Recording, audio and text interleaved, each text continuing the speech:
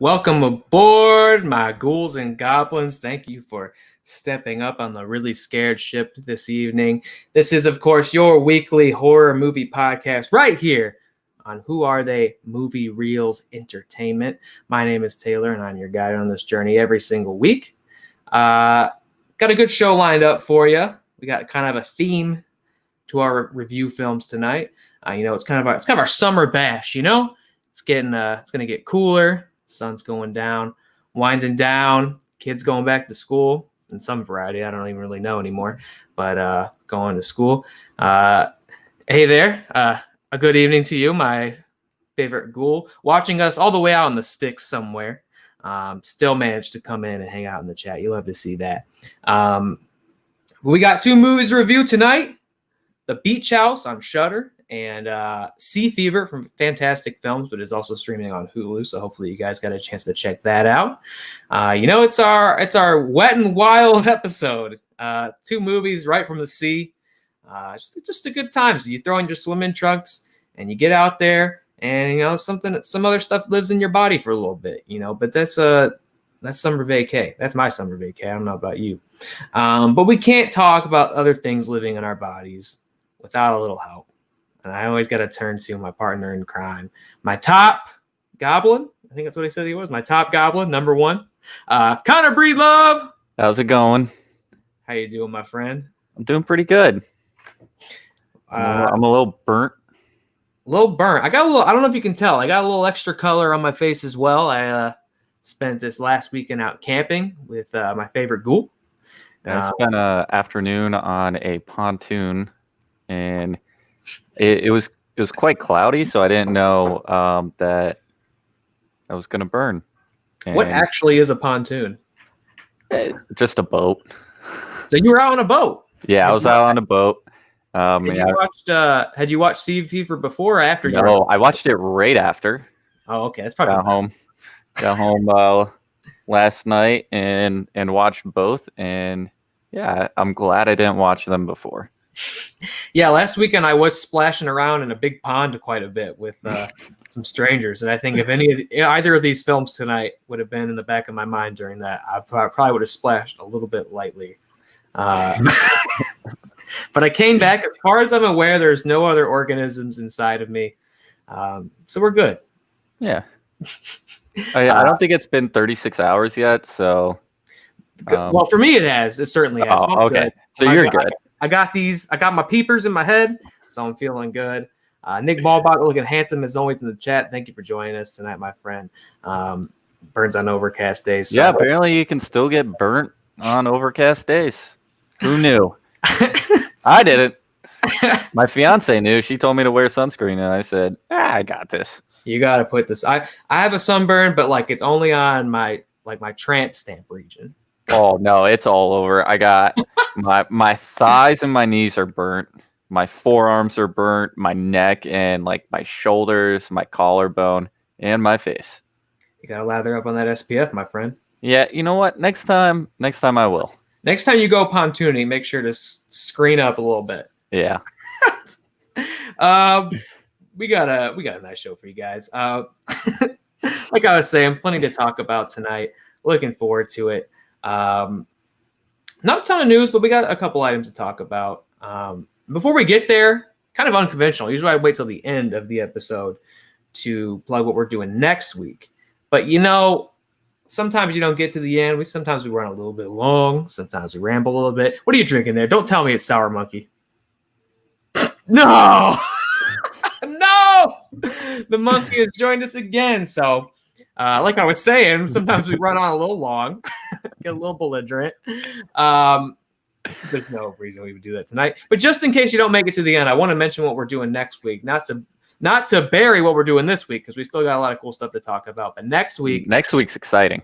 I'm really looking forward to next week's show, and I want to make sure we get it out there, what we're doing, so you guys know to join us next week, because we will have Alok Mishra coming back. You might remember from our very first episode, Alok Mishra dropped in on us. We had some sort of, I don't even know if you'd call it an interview, but we had some sort of improv discussion with him.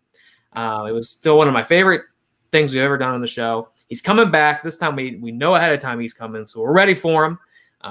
He pops up in the chat from time to time. It's always great touching base with the Loke. So I'm really excited to have him back on the screen, get him on the frame.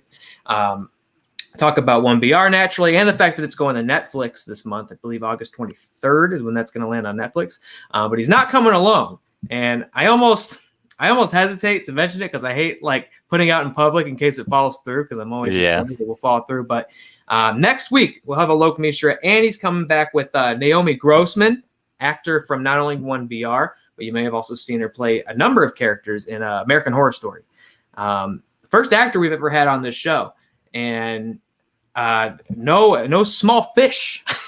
That's not no small timer to have for our very first actor on the show. So I'm very, very excited. We've got a great show lined up next. We got a great show tonight, but we have a really great show next week. Going to be a lot of fun conversation. I always love getting a guest on this show. So if you tune in next Thursday, you're going to hang out with us. And we should mention our format will probably be a little bit different next week. We're treating it just kind of like a casual conversation. Yeah. So our format's probably going to be completely away with. I mean, we will be discussing Lovecraft Country and the movie Dead Dicks with Loke and Naomi, but the format as a whole will just kind of be a big conversation. Just kind of a chill episode. Kick back, shoot the shit. Just hang out, make some friends, and obviously we'd invite all of you to come back and join us because we love the interactivity of the show. We love getting people in the chat. So if you have any questions for Loke, any questions for Naomi Grossman about anything, come hang out, drop a line in the chat. Love getting to know people this way, and we'll definitely put you up on the screen and get you in touch with them. So tune in next week. That said, thank you for tuning in this week on this show tonight. We've got plenty to talk about, so we always appreciate your support, your time, and attention. So welcome to Reely Scared, and I'm looking forward to tonight's show. Best food? Best food I can make? That is an interesting question. My go-to dish is a buffalo chicken mac and cheese. Buffalo chicken mac and cheese. I love making breakfast. I feel like I just cook up some like good home fries. You know what I made? I haven't made it in a while, but I made this like weird blasphemous version of Eggs Benedict. It's like Tex-Mex version. You grill potatoes instead of bread, and you poach your eggs naturally, but like you cook up some black beans and some corn in a pan, some peppers and onions. You make a avocado hollandaise, dude. It's killer. That's probably one of my favorite things. And you pour a lot of Tabasco sauce on it. Oh yeah. Some lime juice. Pretty good. One of my favorite dishes I make for myself. And no, I've never made anybody else that dish. I don't know if anybody else would want to eat it. Takes too long. It takes a really long time. And you get a lot of dishes dirty. You got to get the blender out to make your avocado hollandaise. You got to clean the George Foreman grill afterwards. It takes a while. But let me tell you, sometimes a little extra time pays off in the end. And it certainly does for me when I eat that by myself. Nick Ballbox making top ramen. And I do that too. I like getting creative with my ramen. Absolutely. What do you do? What spins do you put on your ramen? My favorite ramen dish I made was the chicken ramen. I drained the broth. I put some seasonings in there, whatever I can find that I think will go good together. Some hot sauce, and then I had the flaming hot Doritos. And I crushed those up for like a nice crunch, and I sprinkled them on top. Ooh, that was good. You put Doritos in the ramen? Yes. Crush them up. Maintain that crunch? Oh, yeah. Really? Yeah, because there's no broth. I drained the broth. Oh, I see. Yes, no broth. It's interesting. Ramen no broth. I never really mess around with that. Yeah, that's what I usually do. Yeah, it's pretty good. Sometimes I still go with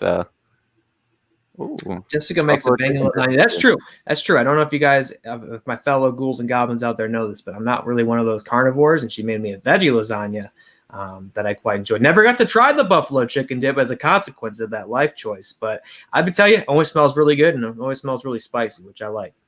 You just make buffalo dip. I suppose so. Just a little buffalo soup. Yeah. And I get down with some ramen. I love poaching a couple eggs in there. Add a little miso, a little sriracha. Yeah, get real. All right, guys. Welcome to Really Hungry. Welcome to the horror movie show. We don't have a cooking show on this network. We don't have like Might as well. You a real know, food. a really cool show on this network would be just getting, kind of plastered and coming up with some of our favorite dishes and just record it. One BLT wants to keep it going, and I wonder, are you named literally after the sandwich One BLT? Like, do you love BLT so much? Is this a food flavored Twitch account? Is that your moniker? I mean, you got like a galactic. Best wings flavor, I'm gonna go with the 911 sauce at Wink and Lizard. Wink and Lizard. But a close second is also Wink and Lizard, and that is the green sriracha. Oh, okay. One BLT does love BLTs. That's really good to know. That'd be strange if you didn't. As revealed, not much of a carnivore, but I can get down with some crispy like battered tofu or some crap like that. I had some plant-based nuggets the other day that were pretty tasty. I get into the really hot sauce though. I got a lot of First We Feast stuff, courtesy of my favorite ghoul. Los Calientes, love that sauce. Spicy, but not too spicy. And been really enjoying the what is it? Fiji Fire, I think it is. Yeah, I need to try some of these First We Feast sauces because I hear they are great. Some are tasty, some will ruin your entire weekend, but some are tasty. I work from home, so I don't really care. There you go. Yeah, it's fine. You can shit your pants while you're on the clock. In other words, why don't we unless anybody has anything else they want to discuss as far as food goes, because apparently we can maintain that theme on this show. Who doesn't love to eat food? We do always start this program off here on Reely Scared. We start the show by investigating what we've been watching this past week. It doesn't have to be restrained to horror, just anything that you decide to put some time aside to watch. So with that being said, Connor Breedlove and the folks in chat, 1BLT, if you've been watching anything good, what have you been watching this week? I have a list here. Oh man. I have still been watching New Girl with my fiance. That's our show to watch. We're still watching. We're on season 4 now. I'm right there with you. Loving it. Love that show. I also had a bit of a Shia LaBeouf marathon of films. Really? What'd you hit? Yeah. I got Disturbia, which is very underrated. I'll always remember that trailer with System of a Down's Lonely Day. Wow. Yeah. Great movie. Very tense thriller. Love that movie. I also hit up Eagle Eye. Oh, yeah. He followed Disturbia up with a movie by the same director, DJ Caruso, who also did Triple X2, the return, or Triple X3. Triple X3, get it right. Yeah, the return of Xander Cage. Technically, it's number 2. I'm not going to count that. But yeah, Eagle Eye, pretty good. Sci-fi, mystery, espionage thriller kind of thing. They're like running from Super Drone or something like that. Yeah. It's pretty good. And then I hit up the first 3 Transformers movies. First 3. Yeah. That's all I've heard something. All right, I think I literally just read it in passing that Shia LaBeouf might come back to Transformers. It's rumored that he is being eyed to come back to the Transformers universe, which I would love to see. I think he's grown as an actor. And we've seen without Michael Bay, the Transformers movies can be, actually good movies. That's nothing given away from the first 3. I really like the first 3, much to the attest of many people. But I do like those first 3 movies. But I hope he comes back with a good director because he's a really good actor now. I do like Shia. I'm kind of hesitant about him returning to blockbusters. I've also seen the rumor that he might be one of those X-Men's. So, I also watched all of the Alien saga movies. Like Ridley Scott Alien? Yeah. Nice. So I watched the original saga, and then I watched Prometheus and Covenant. That was interesting. I don't think I've ever seen Resurrection until really? Yeah, because I don't remember anything from that movie when I watched it. I was like, oh god, this is bad. It's pretty bad. I thought it was really cool when I was like 8 years old.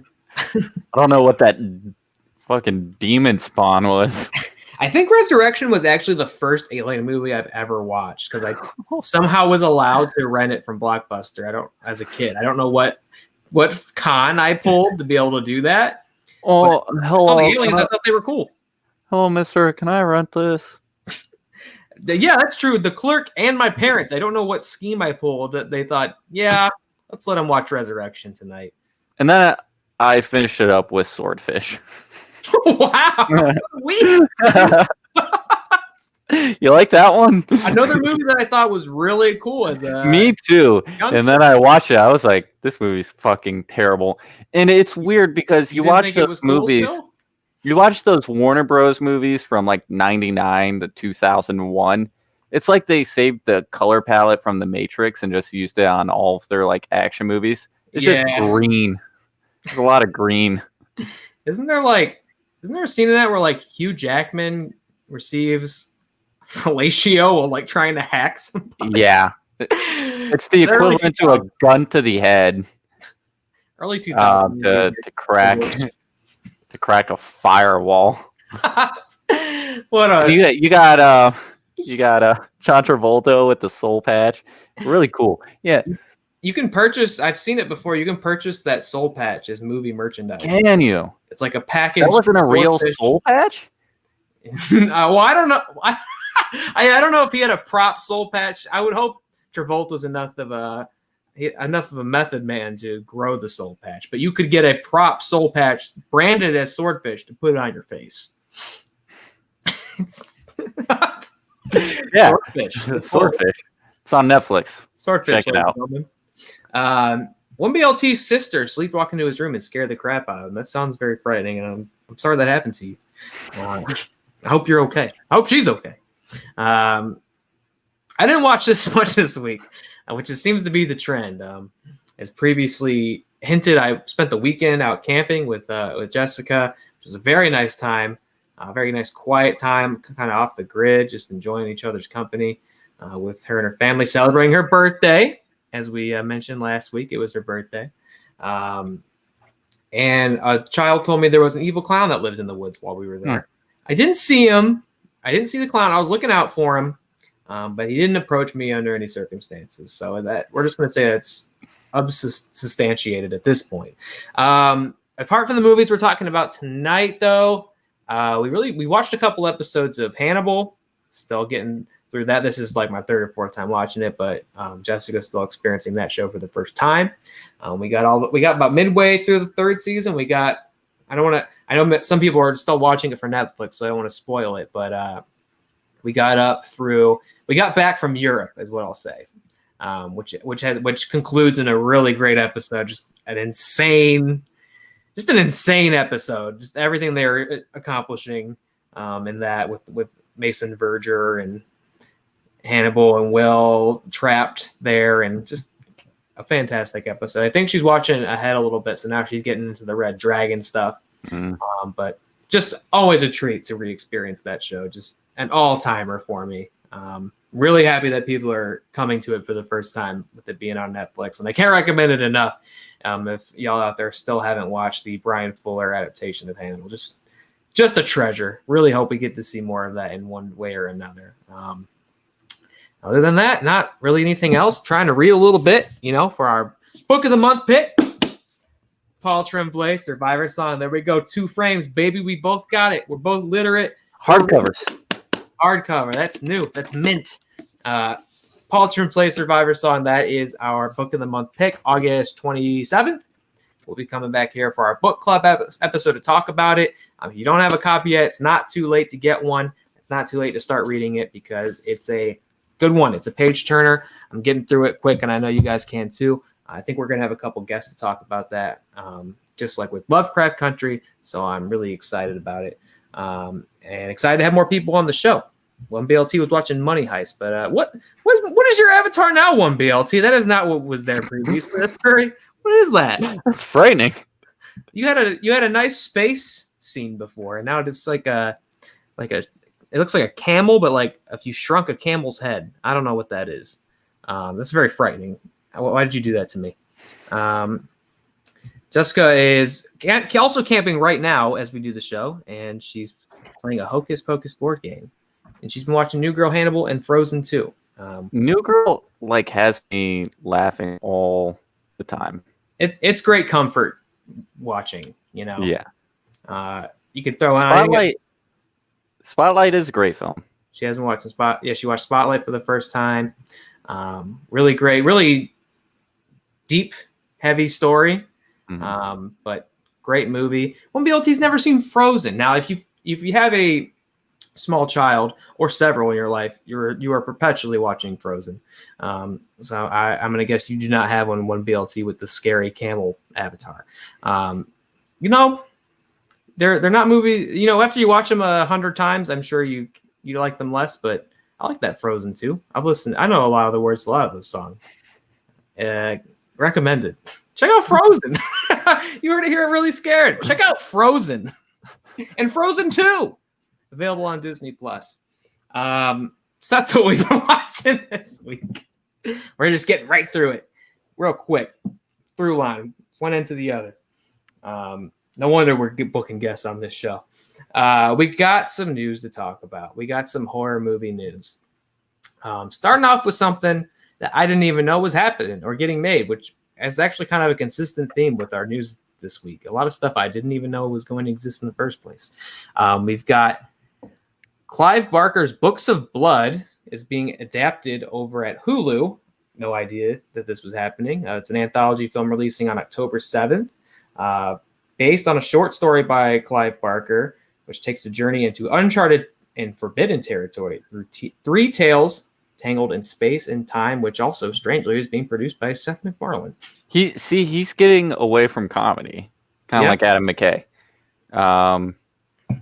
Because I just read he's doing like a World War II series or movie for one of the streaming services. So he's getting away from comedy.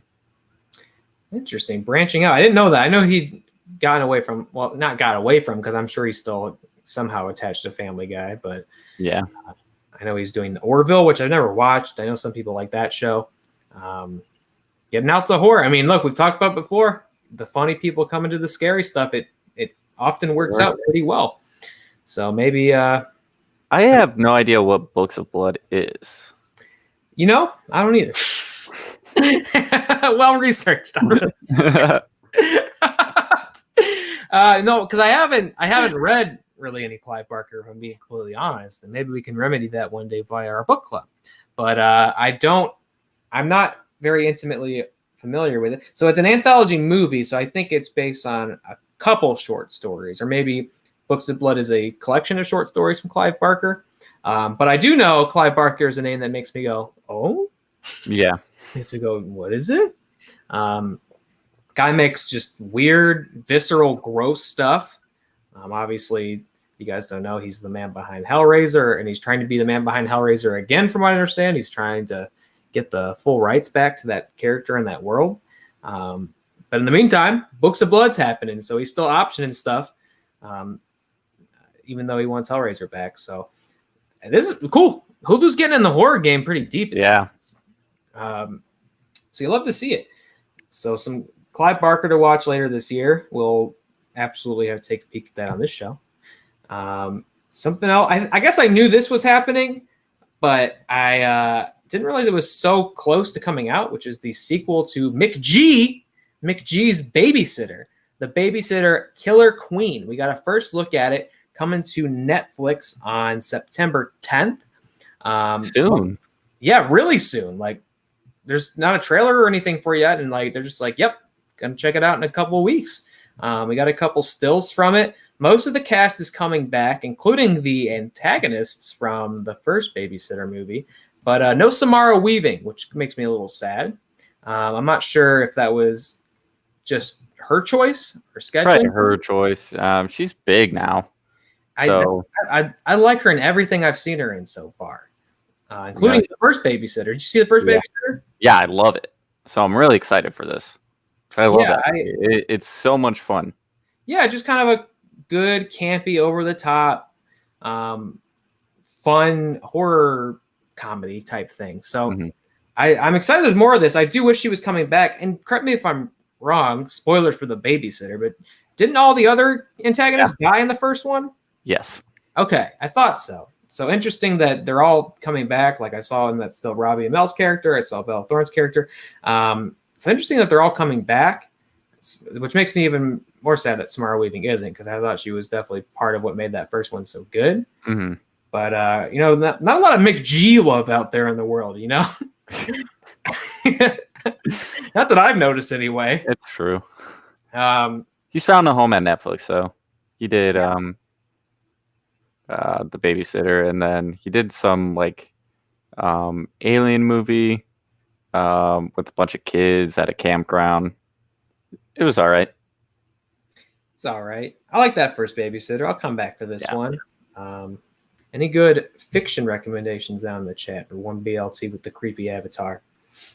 Well, you got anything, book clubs? We got a book club, baby. I mean, look, I'll say it again. Survivor Song by Walter Play. I recommend that one. Lovecraft Country. We read Lovecraft Country last month. We read If It Bleeds by Stephen King prior to that. I don't know if you like horror fiction. Presumably you do. If you're checking our show out, you must resonate with horror movies or horror stories on some level. One I read earlier this year that had I read it just a little bit later, we probably would have squeezed it in the book club, but was Grady Hendrix's Southern Book Club's Guide to Slaying Vampires. I loved that. I think Grady Hendrix rules. Loved My Best Friend's Exorcist. That was a story about several suburban moms banding together to banish a vampire from their community. Loved it. Great book. We could probably go all night if I want to talk about horror literature, but just some stuff I've read this year. I recommend any of those books, but primarily recommend that you read Survivor Song. Come back, talk about it with us, one BLT. I would love to have you back in the chat. And thank you for watching and hanging out with us tonight. Jessica's reading Midnight Sun. Got that new Twilight, baby. That sparkle. Oh yeah, I did hear that there's a new Twilight. Got her a big hardcover copy for her birthday. It's interesting you mention it. Let's see if I can hold it up without burning my house down tonight. I'm burning some vampire blood. Whoa, from Bath and Body Works. It's good scent. Oh, you smelled it before? Yeah. That's wow. You and I are just kindred souls that you would smell the candle on burning. It's a spooky scent. How could I resist? Do you think we're getting more Twilight movies then? There's a new book. No way. Pattinson and Stewart would agree to another one, right? They pretty much resent the whole series, don't they? That's true. Maybe they reboot it. Reboot? Yeah, that's the thing. The book, it's written from Edward's perspective instead of Bella's. And I know. It's just in from producer Matt. Pattinson says he will not do another Twilight. He's too busy being Batman. He can't be a vampire. He's already got too much bad action in his life. I mean that baseball scene in the first one. I've seen the first one. Isn't that like the climax of the film is a baseball game? Yeah, it's pretty cool. Good. All right. Matt's come on screen for whatever this is. Guilty pleasure. I actually watched all of those movies back when they were coming out. And I love them. What? Did you love them? I like the first two. Oh, you love all of them then. No. That's okay. Jessica loves Twilight. She's saying she hopes there's no more movies. So not a ringing endorsement for my mom literally still has all of them on CD in her car. So yeah. Killing it out, baby. She listens to those whenever there's nothing else to listen to. So well, maybe you can help me out. Team Edward or Team Jacob? Which are you? No, I can't help you there. You have to have some semblance of an opinion on it. Which one? I know who wins in the end, but were you sad when Edward was the winner? It didn't matter to me. I don't want to say winner because it implies that Bella was like a prize to be won, but he definitely ended up being in love with her, and they had a child, I believe. Oh, hell yeah, Chris, because they're on Amazon right now. Let's all get drunk and watch Twilight. Okay, first of all, Chris, thank you for watching. Always great to see you. Second of all, I will happily agree to this. However, I own all of them on my Voodoo. I've only seen the first Twilight film, and I remember thinking it was like 10th grade. I remember thinking like that wasn't that bad. I don't know what you guys are crying about. The second one is by far the best. It's like the Hunger Games series. Isn't Rami Malek show up in those? Yes, Rami Malek is in like the last. He is.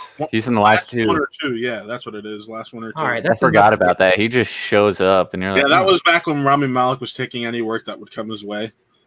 The Need for Speed days. Yes, I actually like Need for Speed, so I'm not gonna. Yeah, lie. I do too. Need for Okay, Speed's look. pretty Here's good. the thing. I will absolutely agree to a Twilight watch along. However, my stipulation is we have to watch all of them in one night. Yeah, that's what I'm saying. Is we need to watch all of them A in one marathon. night. We can try. Jessica's down. We can try. You gotta remember, school's about to start up, so that's gonna be. There's no school. You're being late for class. We'll go Staying up all forever. night. Only one of my class has a scheduled time, so I was just talking about trying to. What are you balance. drinking there, bud? Tonight, I'm burning a little vampire's blood and I'm casting a little strange magic. Ooh. Yeah, but yeah, if I can get things going down or get things scheduled, I'll do an all-day marathon watch along your boys on Star Tours. Here's the thing: it's got to be all night because vampires are only awake at night, and I want vampires to tune in. Not in this movie. Oh, well, I'll be fascinated to learn about that. Yeah, because he glitters. They don't sleep. Yeah, he shines in the sun. They don't sleep. They don't sleep. Well, neither will we. We're watching Twilight all night.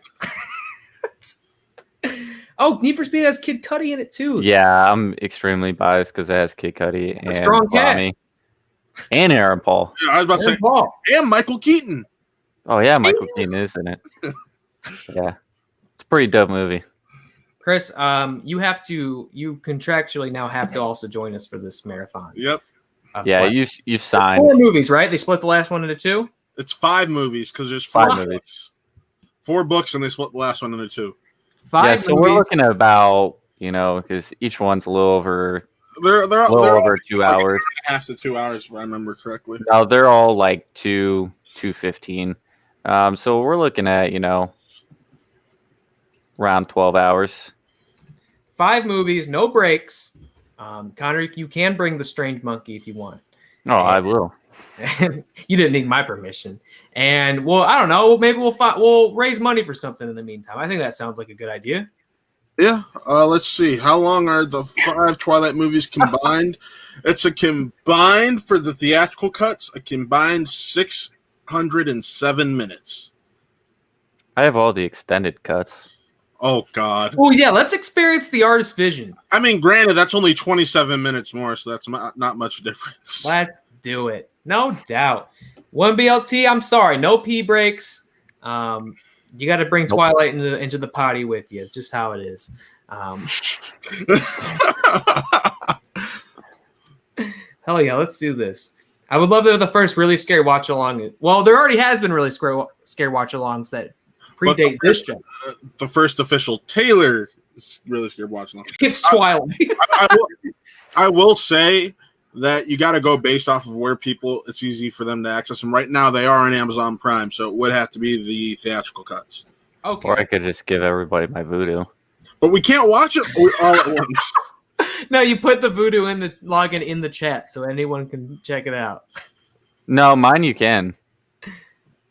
I have Mine. multiple using mine. And, Connor's gonna put it's the same movie, so yeah, we wouldn't be able to watch it all tonight. All right, then we'll go theatrical cut. Unfortunately, we'll sacrifice some of the artistic integrity for the sake of convenience, which is a reflection of the entire entertainment industry, sadly. But we'll do that, and we'll watch all of it. You heard it here first. Everyone agreed to it. Matt's gonna do it, and Chris is gonna do it, and Connor and I will do it, and Jessica's gonna do it. I sat through them by I think one BLT is gonna high do it. school years, so hell yeah, why wouldn't I do it? I do own 1 through 3 actually. They're in my Blu-ray drawer. You heard it here first. We've got so many great things to look forward to on Really Scared, including our nocturnal watch along with Twilight. I'm going back behind the scenes to work on this graphic so it's ready by the end of the show. So get your G Fuel. We're staying up late. What were we doing before that? News, Babysitter 2. Looking forward to that. September 10th. How did we go from Babysitter to Twilight? It was all Jessica's fault. She had to bring up the Midnight Sun, but we'll be seeing the Midnight Sun all together. With the snacks, I don't know. Maybe a BLT, maybe buffalo chicken dip. Maybe I'll make my Tex-Mex Eggs Benedict live on stream. Man, I'm hungry now. I have a steak in the fridge. Maybe that'd be a cool component. We can like cook on stream. Can't go wrong with popcorn, a lot of butter. Throw some peanut M&Ms in there. I'm telling you, a really cool show. Maker.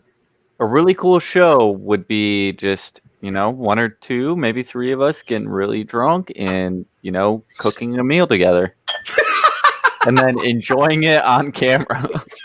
I mean, we couldn't all do Taylor at the same. We couldn't always have Taylor on that because then it'd always have to be a veggie option. And I'm sorry, I need my meat. I have been expanding my horizons. I really like zucchini. So have I. I used to hate vegetables, but I'm a real big zucchini fan right now. Hey, I'm not saying I'm not expanding my horizons. I'm just saying if we did this, Taylor'd have to sit out every few so I can get some real fucking meat. And I've been quite interested, not to bring it back to really, really hungry. I've been quite interested in the Beyond Burgers and cauliflower wings. Oh, cauliflower wings. I'm very interested in those. Never had them, but I'm willing to try them. Those are good. Pretty yummy. They could be pretty yummy if you know what you're doing. We can learn together. We can cook. We can crack open a nice big bottle of wine and just converse and make some cauliflower wings. You're gonna be playing with a pot of clay while you're at it too? Yeah, why not? Ghost style. And I'll come in behind him and help him ghost style. I meant out. All right, back to the news. There's a new Sarah Paulson movie coming out, right? Is there? There is. And we heard about it I forgot about the movie. So it's titled Run. Here she is. She's not having a great time. Sarah Paulson starring in a movie that's simply titled Run. This would have, if we weren't living in the bad timeline, this would have already come out back in May. I think it would have had a traditional wide theatrical release. That's not the case anymore because of reasons, but it is going instead straight to Hulu. No release date attached to that yet, but it's going to land directly on Hulu, hopefully sometime soon. You sent it to me. I rewatched the trailer just before the show started, just to kind of keep it fresh. Trailer looks good. Looks like it could. I mean, yeah, I would have looked forward. It looks like it. I don't know. Have you ever seen Ma? Ma. I've seen a little bit of Ma. All right. This looks like an extended film version of the subplot of Ma. Subplot of Ma. They were watching Ma and they were like, I could do something else with this. Yeah, because there's a subplot. Spoilers for Ma, if you have not seen it. Turn back now if you haven't watched Ma. Wait, do you mind if I spoil it for you? Let it roll, baby. What you got? So it's found out that it's Octavia Spencer, right? Yeah. That's the main character. Yeah. Her daughter was confined to a wheelchair. She's led to believe she's disabled, and she wasn't disabled. She was just led to believe that, medicated, so she can't walk, because Octavia Spencer's character she was bullied a lot as a kid and felt the need to give her love to someone, from what I understood from it. And so that's why she was doing all this to these kids, these teenagers, kind of keeping them confined in her house. So that's what and that's what it seems like Run is about.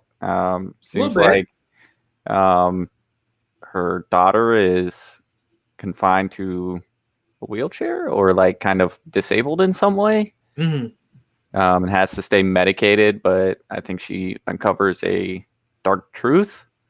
Perhaps she doesn't really need to be medicated. Or yeah, confined. Remind me also a little bit of the second season of Castle Rock. Did you ever watch that? I did not finish the second season. It was hard to keep up because they did week to week on that one, didn't they? I'm not sure. I didn't watch it as it was airing. I watched it way after the fact. Okay. I'll visit it because that one is the Misery season, right? Yeah. So Lizzie Kaplan plays was it Annie Wilkes, right? Mhm. That's the character from Misery. This kind of reminded me of that. It's a precursor to the original Stephen King classic, but you dive into her backstory and her relationship with her daughter, which reminded me a lot of what looks like what's going on in this.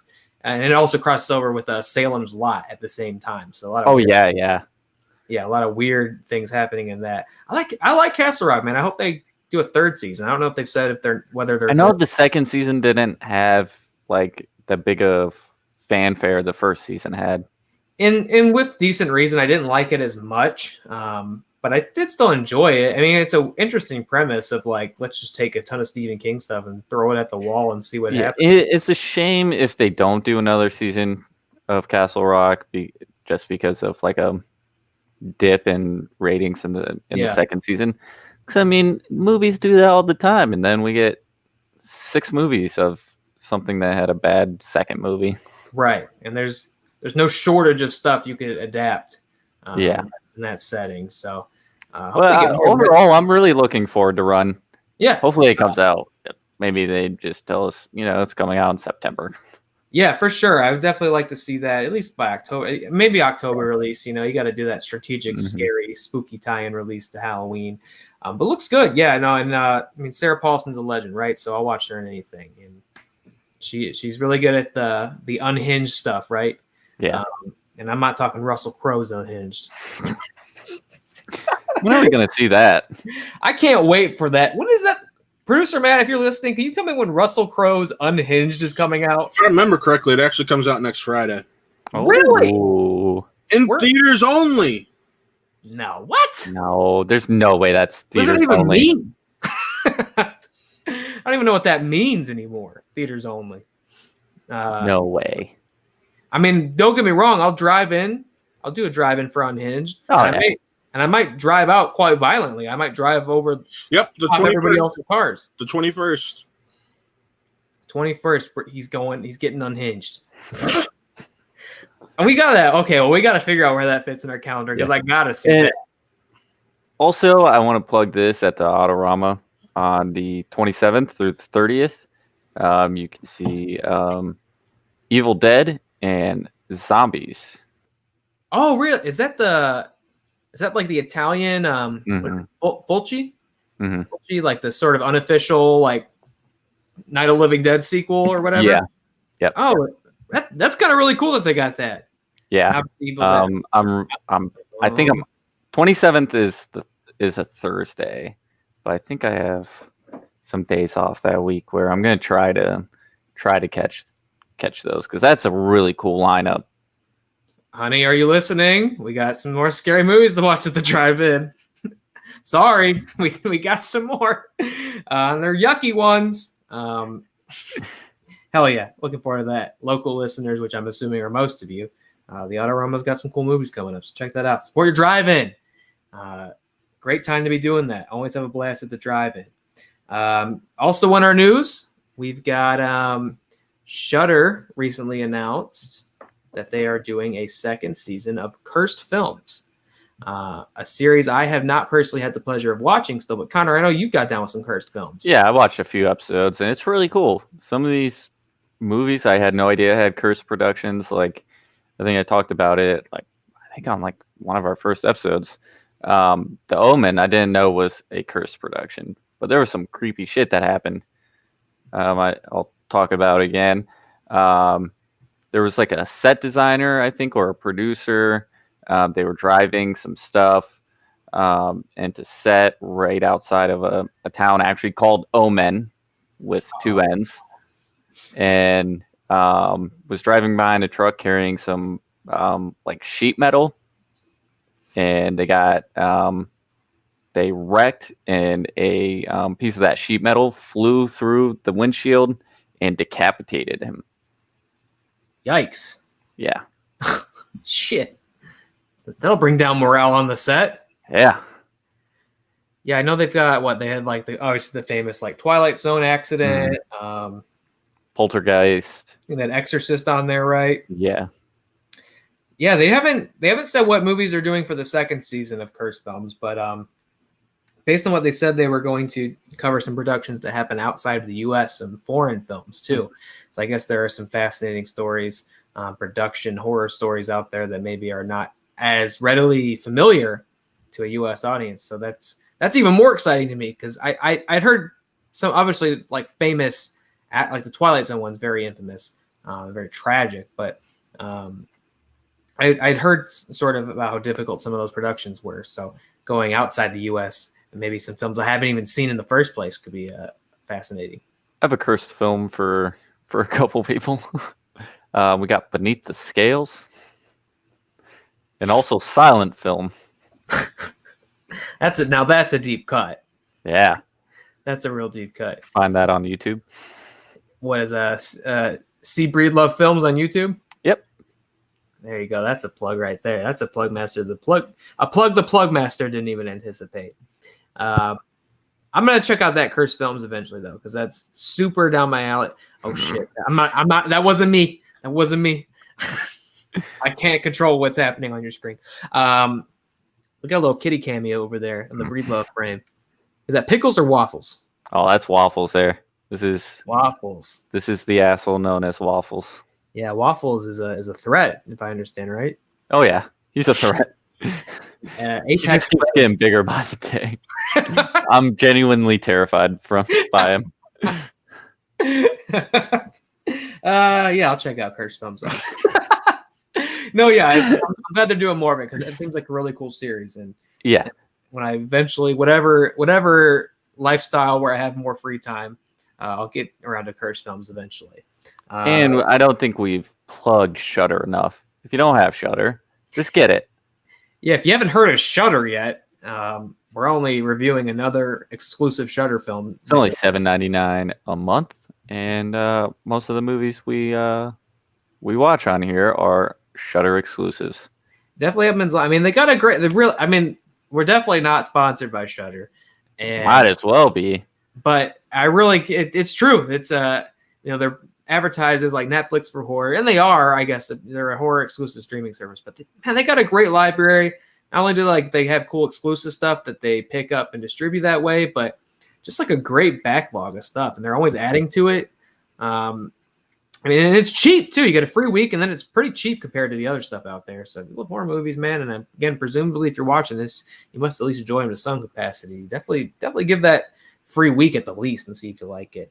Matt says Quantum of Solace is a cursed film. I'm not familiar with that James Bond curse, but I know it was plagued by the writer's strike. Oh, is that it? I don't know what else happened on there. So there was multiple cast injuries on that film. Back several times because of it. And I think if I remember correctly, Daniel Craig nearly broke his back. I know there was a major cast injury on there, but yeah. Cool. I mean, hey, No Time to Die is pretty cursed. An entire global pandemic occurred in the midst of that movie. That's pretty cursed. I'm so stoked for that movie, though. You got Cary Fukunawa and got Rami. One BLT's eating mashed potatoes and chicken. Let's go! That sounds pretty good. I'm pretty excited for you, man. A classic meal. We talking? What's up with the mashed potatoes? You butter them up. You got some gravy on there. Garlic potatoes. You know what I didn't know that apparently makes your mashed potatoes really fucking good? Sour cream in them, and I hate sour cream. You hate sour cream. I hate sour cream, but put some sour cream in some mashed potatoes. Oh boy. Mix them up it gets a little extra creamy. I mean, yeah, it makes sense. You could put a dollop on a baked potato, so it makes sense. You spin it up in a little mashed potatoes. Why is this turning into a cooking show? Look, we like scary movies, but that doesn't mean we don't have some hot food tips. Yeah. Let me know about your potatoes, one PLT. I want to know more. In the meantime, I'm going to tell you about another project I didn't know that was happening, which is R.L. Stein's Fear Street trilogy is coming to Netflix. And now I didn't say they were greenlighting or going into pre-production on a trilogy. The whole trilogy is just already made. 3 whole movies. I'm not aware of Fear Street by R.L. Stein. So I've not read. It's a very long series of books, but it predates Goosebumps. Its audience is a little more like teenage, like YA audience, whereas Goosebumps aims like for pretty young kids.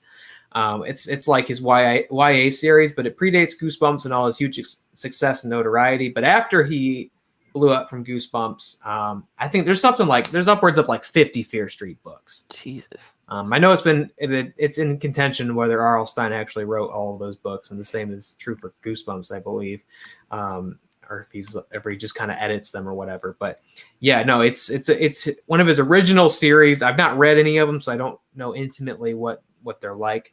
But director Lee Janiak made 3 movies, a whole trilogy out of the series, and I think it has something to do with maybe Fox being acquired. So, I don't know what exactly happened that 3 entire movies got made and none of them came out in the meantime. Like that's pretty unheard of. Like I made a movie and a sequel to it before they even got the first one out. Kind of strange, but Netflix acquired all 3 of them. They're not coming out till summer next year, so maybe there's pre-production. There's got to be post-production to be done on them, right? And probably takes a while for 3 movies. So I'm not sure. Maybe those are cursed films. That's a weird way to release them. But yeah, look, I grew up on R.L. Stein. I grew up on Goosebumps. I think we talked about it a little bit on the show before. I think that's kind of where some of my love for horror originates. Reading those Goosebumps books as a kid. So I'll always have like a soft spot in my heart for some R.L. Stein. And I kind of liked more of the lighthearted sort of spooky stuff too. Like that's not so visceral and scary and gory and psychologically tormenting. I like some lighthearted spooky stuff too. I don't know if that's what this is. I don't know if Fear Street goes a little harder than Goosebumps, but I mean, that's a whole fucking trilogy. Like, yeah, whatever. Check it out. You know, not a lot of times you get to just check a whole trilogy out for the first time in one sitting, which sounds like we'll get to do. So maybe that's another all-night marathon. We'll just watch Fear Street or something.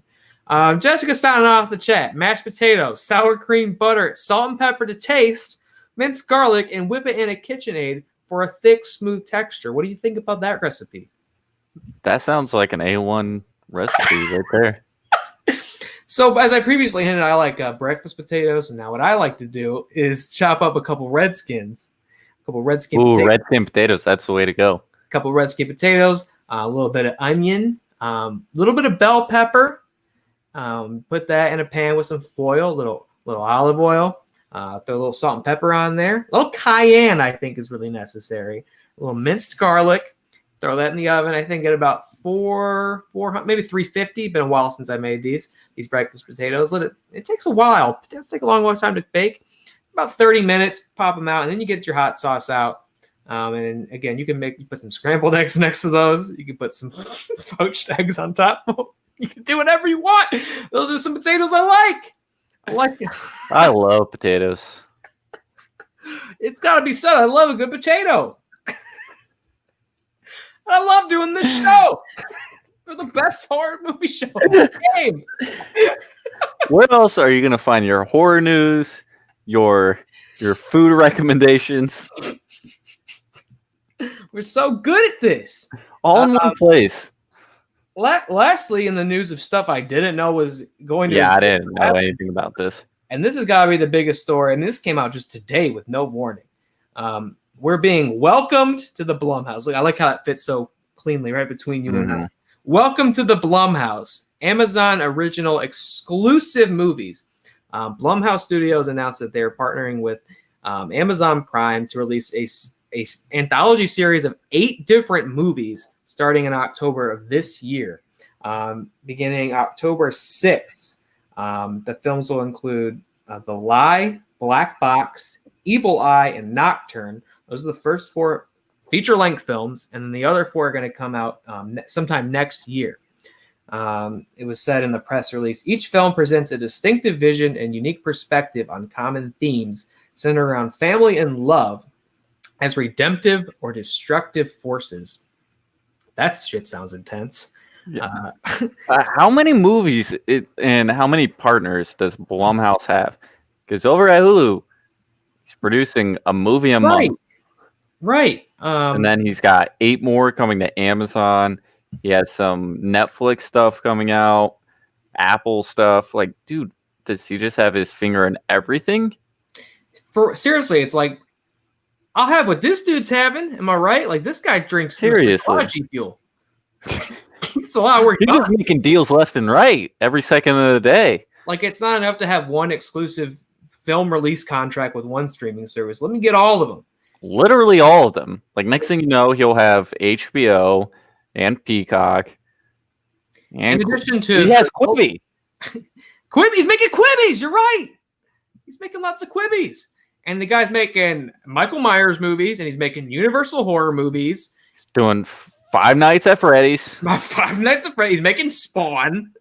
Right? Like, this dude is insane. Like, I want a docu-series that just follows Jason Blum for a month. 1 month. And I want to see what he's doing in that month. It'd be the equivalent of Mad Max Fury Road. Yeah, I feel like it'd be like a Safdie Brothers movie. It would just be so stressful. Uncut Gems, but instead of gambling on basketball, it's making like deals on horror movies with every streaming service and studio and like IP provider and fucking comic book writer and Stephen King. Like, there's just a random New Yorker just continuing him, just like continuously stopping him to ask him like about a certain deal. So he's like, I'm gonna call him. Yeah, because like all the ones he's getting made, there must be like 300 he's not getting made, right? So like he's talking to everybody, he's making calls, he's wheeling and dealing. This man must literally like convent with spirits or something to get all this shit done. Like, I mean, and I'm not, and no diss on him. I'm loving it. You know, yeah. I see that spooky Blumhouse. He definitely sold his soul for real. Yeah, like when I see that intro with the spooky floating furniture in front of a film, I'm like, let's go, baby. We got a Blumhouse joint, and I'm just gonna see these for the rest of my life, like 10 times a year, I guess. I mean, this guy just got 8 movies in the can. He's like, sure, you can have them. Oh, that's good. You happen to have 8 movies that you're looking to put out sometime. Unreal, dude. I mean, the true trailblazer and torchbearer of modern horror. And I'm not saying you gotta love every Blumhouse movie, but there's definitely more hits than not. And I hell yeah, like yeah, I'm super excited. Guy's keeping the game alive. He could do it by himself, and I'm glad he's not doing it by himself, but he could do it by himself, apparently. He'll just put the whole genre on his back. So we've got, I mean, and I don't even know, in addition to whatever other Blumhouse stuff we were looking forward to, untold quantities of it, we got 8 other movies that we'll inevitably get to. And 4 of them are coming on. October, we might just be going to the Blumhouse. Yeah, apparently, because it's like a movie a week. Yeah, we're going in. And I also love the title, Welcome to the Blumhouse. Like, I've never thought of it as an actual home I could go to. We're going in. I guess that ties into, it sounds like they all have like a weird family drama, like through line. And the poster art or the promotional art, pull it back up here. It has like each floor of the house is one of the 4 films that are coming out in October. So yeah. You can't, it's not too big on your screen right now, unless you can full screen it at home, but you might get some contextual clues of what to expect from those movies. But hell yeah, I'm looking forward to each and every one of them. We'll definitely get to them on this show, and we might just be sleeping over at the Blumhouse in October. We'll see. I'm looking forward to October in general on this show, man. It's going to be great to have Halloween season with Reely Scared. We're going to have to come up with some cool stuff. Yeah. But at the very least, we're going to watch these movies. What day does Halloween fall on? Like day of the week? Saturday. Yeah. Oh, I hope it's a Thursday. That would be so cool. Yeah, that's what I'm saying. Let me check the old calendar. Here it comes. Saturday. Boo. But we can do a big Halloween episode. Maybe we could do a Saturday cast. Yeah. Or we could do a Saturday cast and just do a big bonus episode. Yeah. Celebrate. I was just about to say bonus episode with a live Halloween party going on in the background. Yeah. It could be really cool. Just talk about whatever we want. We can share some spooky stories. WatCon 1.5. Eat some candy. Yeah. I think that'd be a good idea. So you heard it here first. The week of Halloween, there's going to be 2 Really Scared episodes. I would love that, but it's got to be after I hand out candy to the trick or treaters. Oh, of course. If there are any trick or treaters. That's the other question. I feel like Halloween's best suited to be the only holiday that can happen this year because it's outside and you have to wear a mask. Whoa.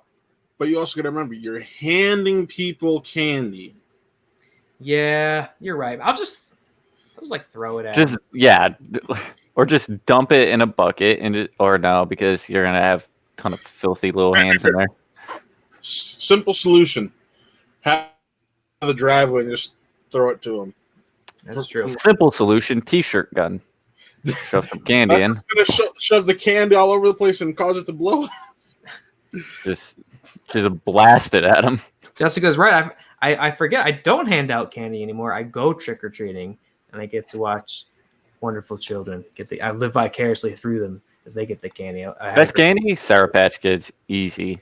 Oh, you go fruity on candy. Oh, I'm Sour Patch Kids all the way. Sour candy all the way. My go-to movie candy is I get Reese's Pieces and then I actually mix it with my popcorn. See, I do that with Raisinets in the popcorn. I do that occasionally. Peanut M&Ms. Yeah. See, Reese's Pieces and peanut butter M&Ms are my go-to because, like, especially if it's freshly popped popcorn, that warmness causes the inside to melt, and then sometimes you're grabbing it and throwing it in your mouth. It's a filthy mess, but I love Raisinets and freshly popped popcorn. You guys are really getting me very aroused here with this. And I don't know, we did that at the drive-in, and it was a whole nother level. Yes. And that's Crunch Bits. Bunch of crunch, yes. Bunch of Crunch, a great movie candy. Top 10 movie candy. I'd give it top 5, honestly. Top 5. See, I thought we were just talking about best candy in general. If we're talking movie candy, then yeah, obviously the Raisinets and popcorn. But if I'm going, candy, I'm gonna, reach over on my nightstand and shove a handful of candy in my mouth while watching a movie in bed.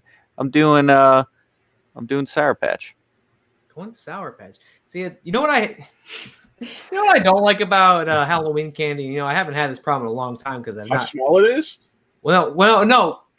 It's the way that it mixes in the bag, your chocolate and your fruity candy. You get that weird sort of cross smell, and sometimes your fruity candy absorbs your chocolate flavor, and it's just all off. You really need like a two compartment bag, And they come out with the gobstoppers. You're like, whoa, this one. Butterfingers, this one. So see, that's what I would separate all my fruity sour candy. Smart. And then I would just give besides Whoppers, I would keep those. Everything else I gave away to my sister. What was your like favorite? We could save this for the Halloween episode, but that's too bad. What's like a whole pizza in the theater? I've seen a guy. Oh my god! I have a friend who snuck a steak dinner into the theater. So yeah, it's a very common technique in the movie theater world. I once had to clean a theater, and there was just half of a Chipotle burrito just splattered across the aisle. Very upset about it. I made one of my employees clean it up for me. But yeah, I'm real trying to quick, think of the weirdest thing. I snuck Taco Bell into a theater before. Yeah, I've done Taco Bell before, but see, I clean up after myself. Oh, hold up. Of course. Hold up. I got a funny story about me sneaking candy and drink into a theater. So when Inception came out, I snuck a 6-pack of like the IBC root beer into the theater. So much? What? Why'd you watch so much root beer? It might have been cream soda.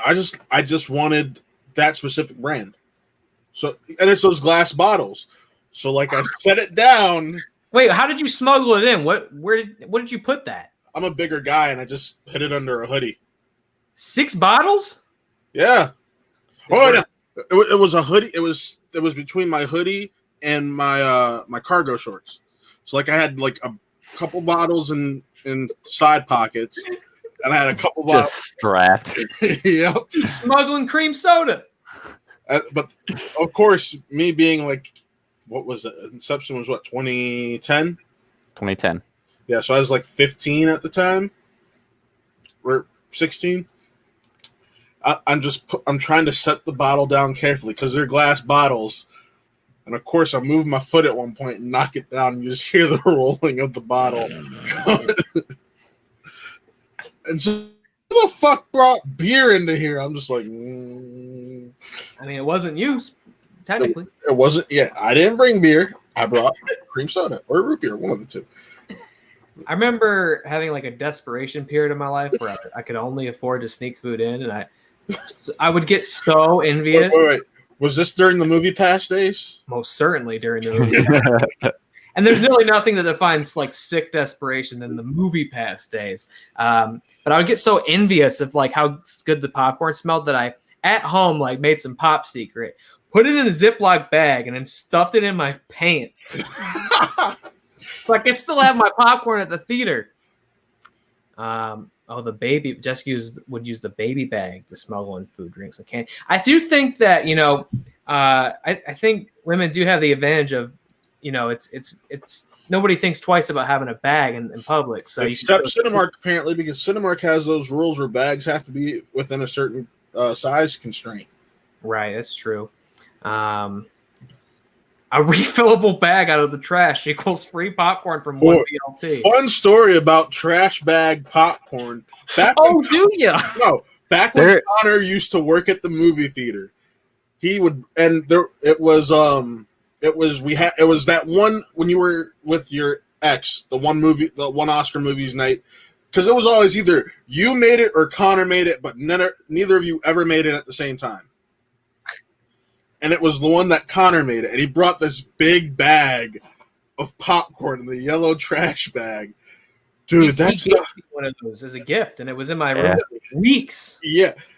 Dude, and it stayed fresh.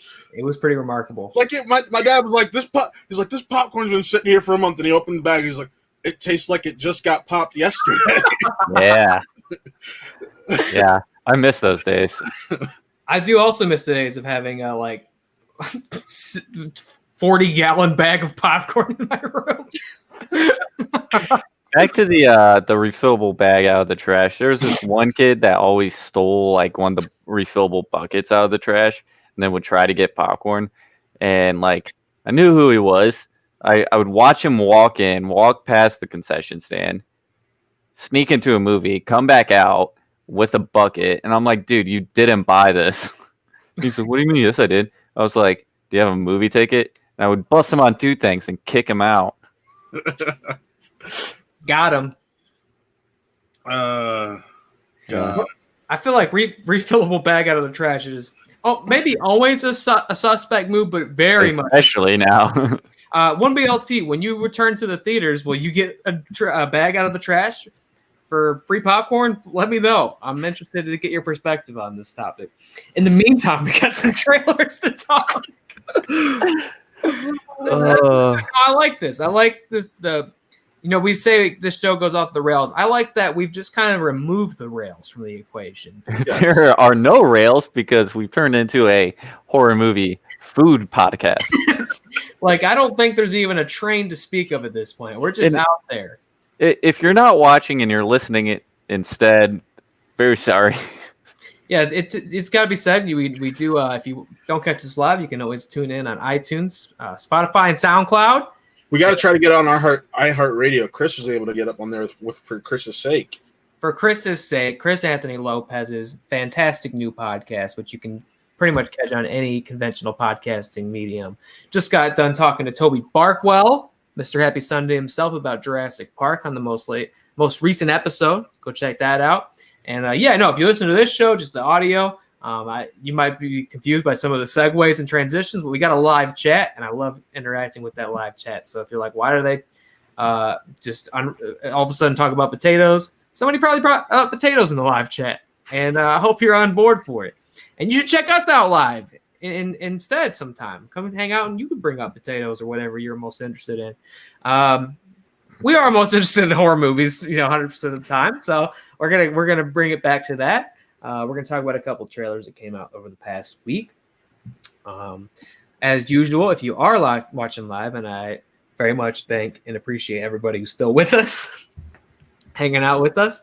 I'm going to throw links to the trailers in the chat, so if you haven't seen them before, you can check them out with us. But the very first trailer we're going to discuss is for a new film called The Owners, a new home invasion horror film starring Maisie Williams, of course, of Game of Thrones, and as Connor likes to talk, the New Mutants fame. Allegedly New Mutants fame. We'll see. Allegedly.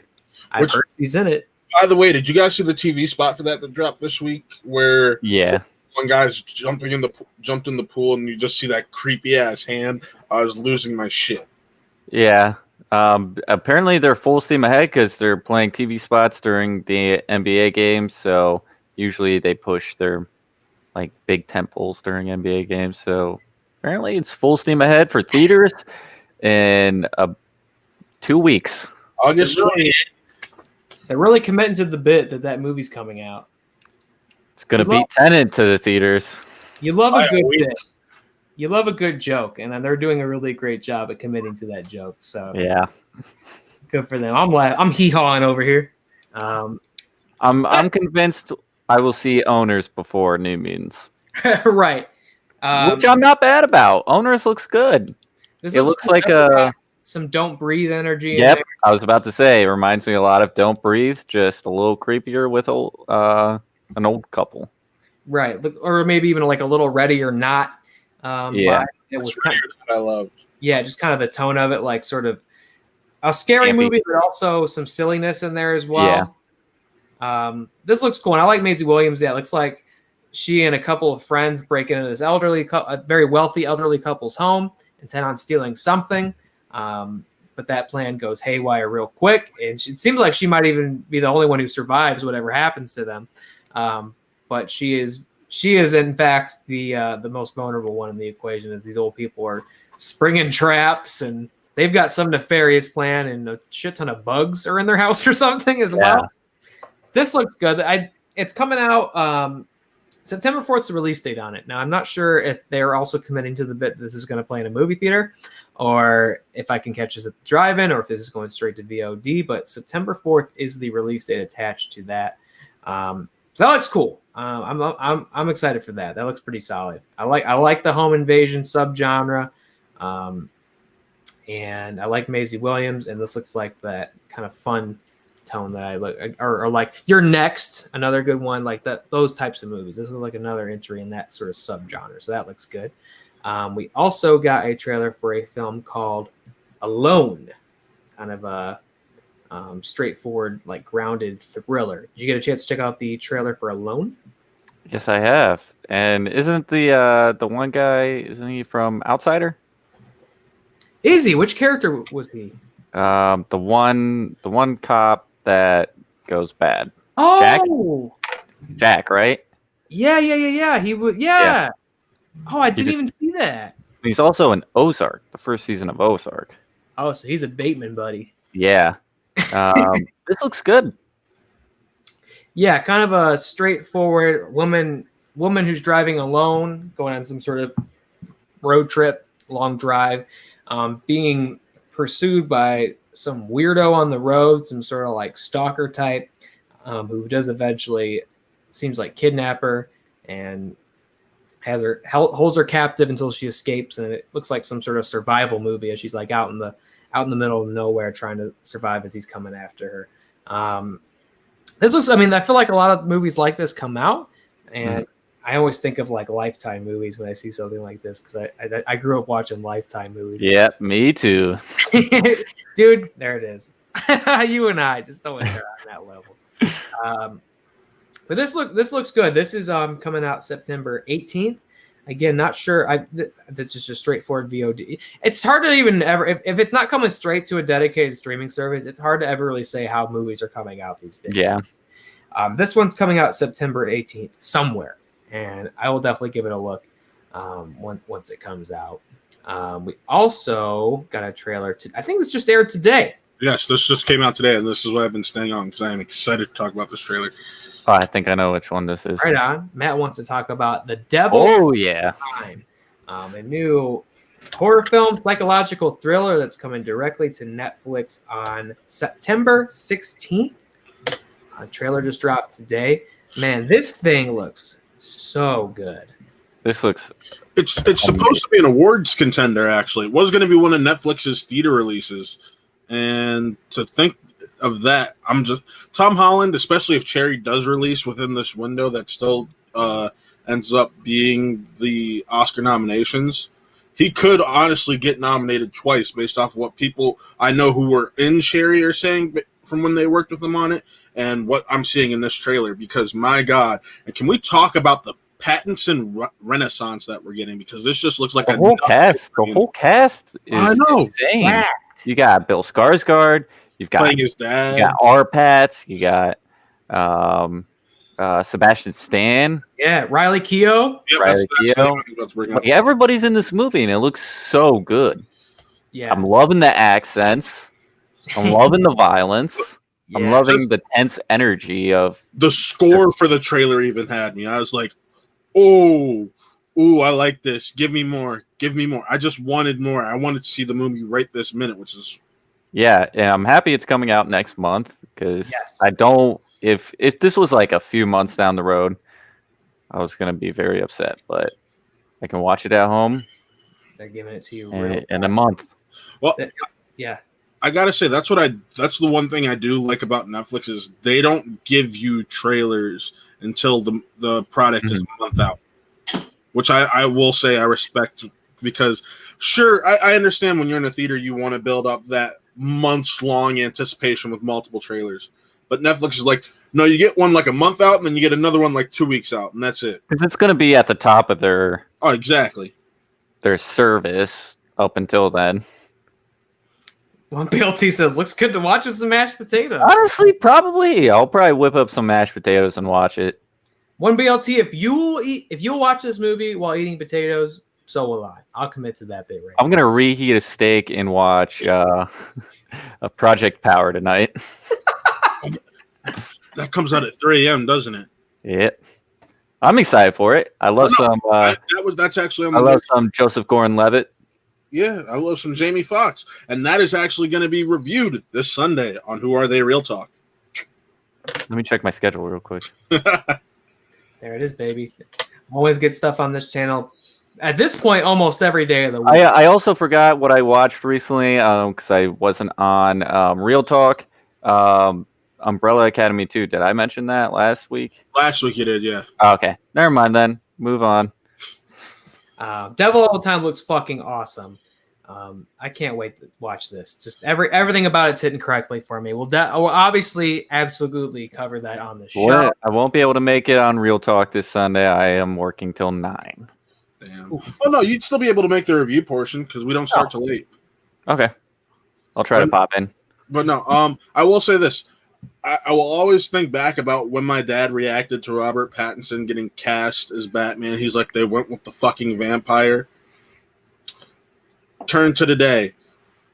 He can't wait. He said he's like, I can't wait for this because Matt Reeves is great. He loved Pattinson and he ended up checking out Good Time. He loved Good Time. Good Time. High Life. He hasn't watched High Life, but he has. The Lighthouse is the movie that flipped the switch. Lighthouse.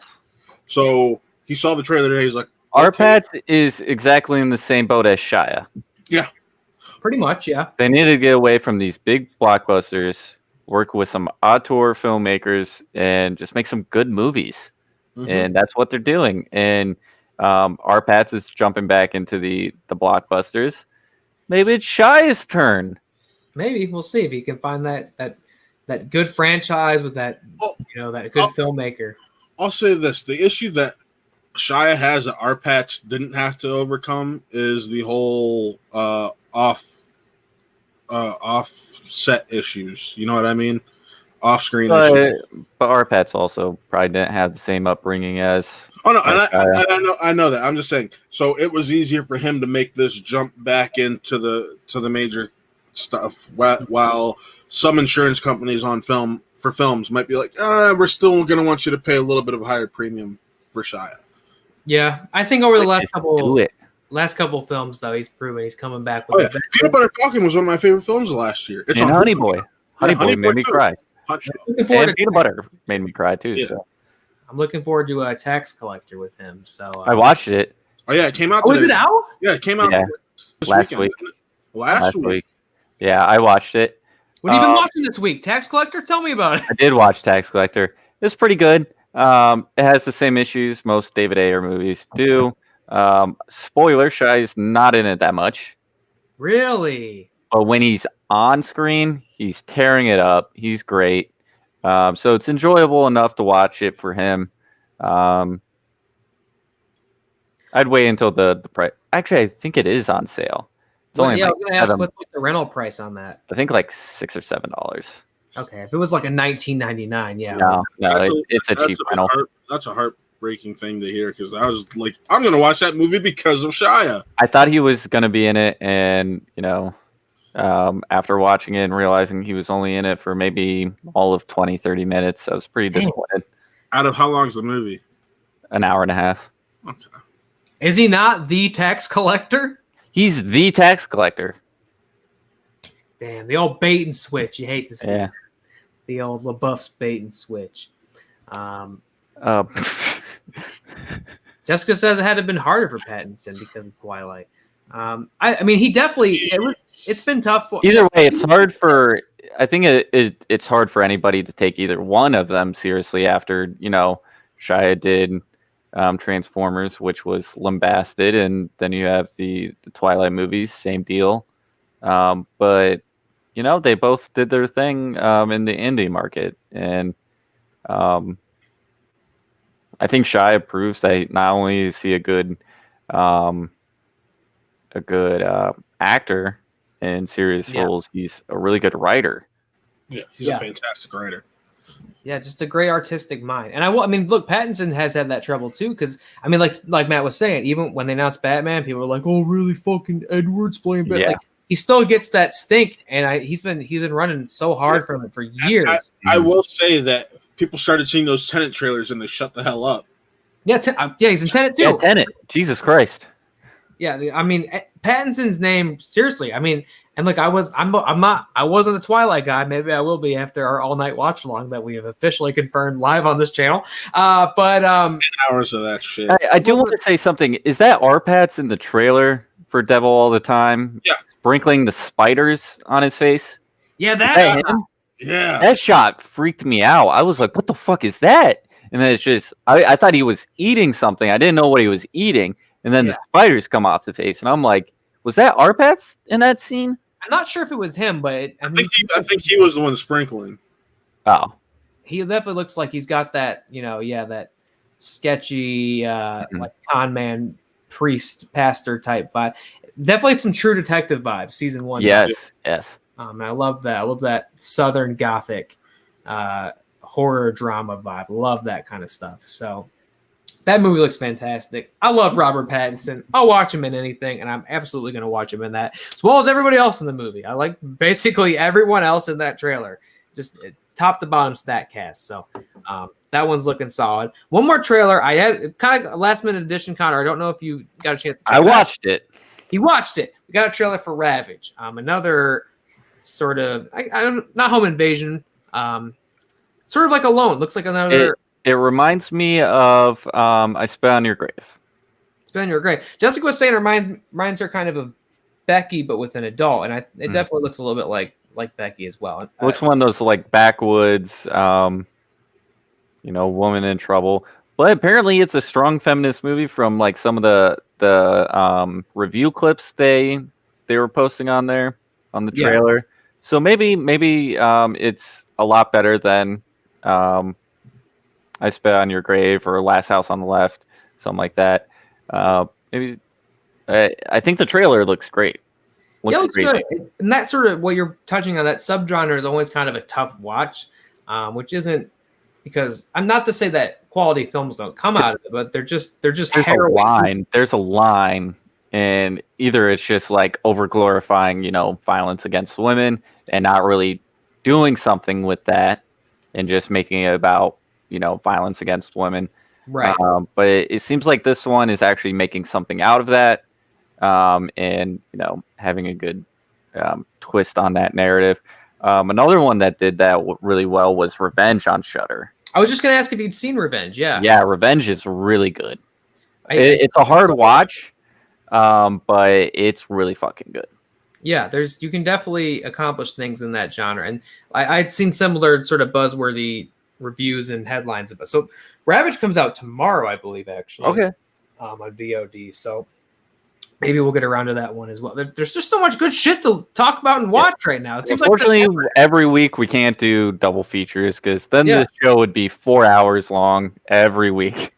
it seems like in the next month a lot of good horror and thriller content is coming out. We might have to watch all of them and just pick one that we're gonna have. Who would we be if we didn't watch all of them, right? Yeah. We gotta. So Ravage is coming out tomorrow. Virtual reality function to watch these movies, I would die. To watch any movie, I mean, that's some pretty insane future tech you're proposing here. To watch any movie in virtual reality. Connor, if you had to watch a movie in virtual reality, what do you think you'd pick? Human Centipede. I'm sorry. I mean, For me, it'd be Blade Runner 2049. no, that's actually that was about to be my pick. My serious pick would be 2049. Just seeing that landscape, getting that purple glow on me, you know. Get that neon. There's some pretty cool like VR demos and games that are very cyberpunk and Blade Runner influence. I've seen a couple videos of them. Excuse me. That I don't know if you have access to VR. You're not. Seems like it's becoming more readily available and probably going to be more of a household item as the years go by. But I've definitely seen some cool cyberpunky type stuff on VR, so that might be worth checking out. I would love to eventually get into the VR world, especially in context of movies too, because I think it's proven that it's not just a gimmick at this point; it's staying around. Based, yeah, what's that? Based off of how Game Night launches, an option in the near future. We'll talk. Mm-hmm. What are we watching, honey? What are we watching this? You want to watch Ravage this weekend? We'll check it out. If that's what you're referring to, we'll check it out. Report back next week. I think you meant. I think Jessica wants to go to Middle Earth in VR. It'd be a good adventure. See some dragons and shit. Some dragons and shit. Some Smeagol's and such. What if that was it? You put on Lord of the Rings VR and you were just stuck in a cave with Smeagol. Ugh.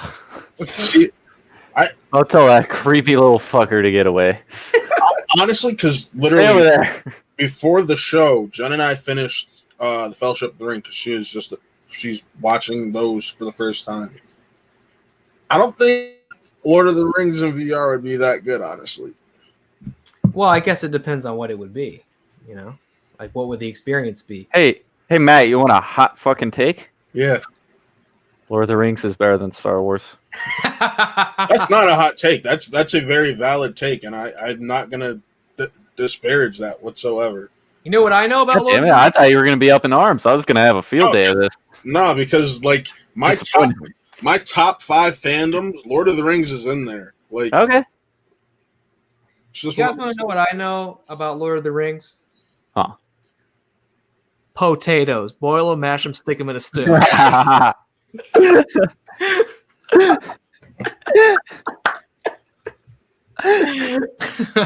Oh my god, it's full circle. We got 2 movies to review tonight, folks. Let me drop off for you guys. He's dropping out. I guess Matt didn't dip into the yucky seas today. Which one do you want to talk about first, friend? You know what? You pick. I pick. I guess I'll go with the one I just watched first, which is The Beach House on Shudder. Brand new film. Been getting a lot of attention and hype over the last couple weeks or months since it came out.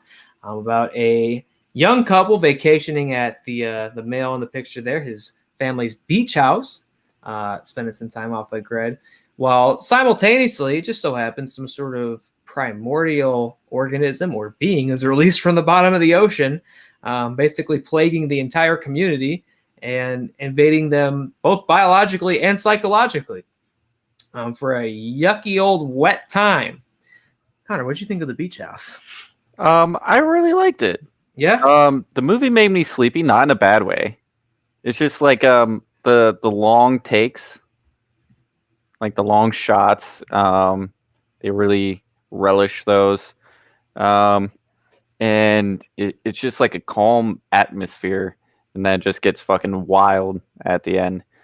I love like the 50s or 60s kind of horror vibe it has going on towards the end, Mhm. kind of like the um, Night of the Living Dead type uh, vibe to it, with the infected at the end, Yeah, with white eyes and just crawling everywhere.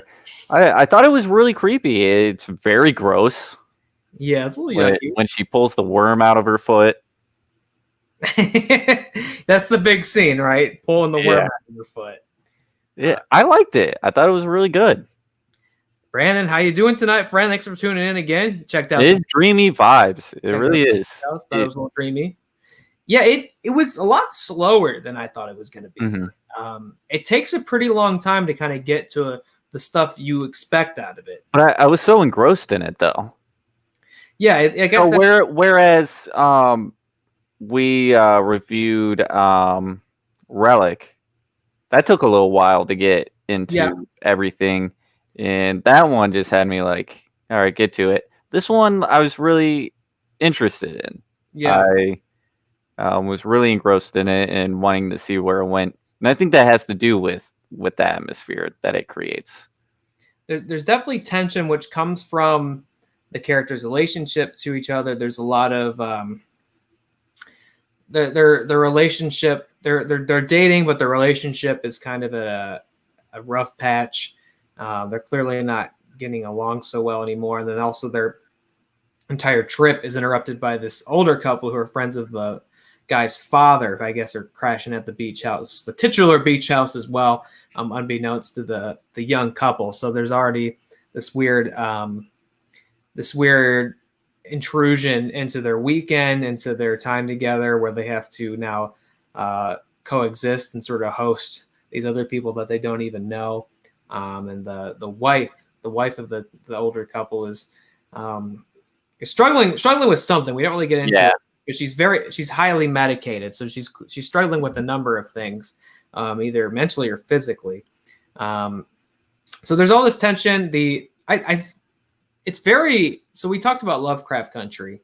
This is like Very what Lovecraftian. I would say this is very sort of classically Lovecraftian, whereas people now, because of things like Cthulhu, who've become so big and popular and kind of exist outside of Lovecraft and the original literature.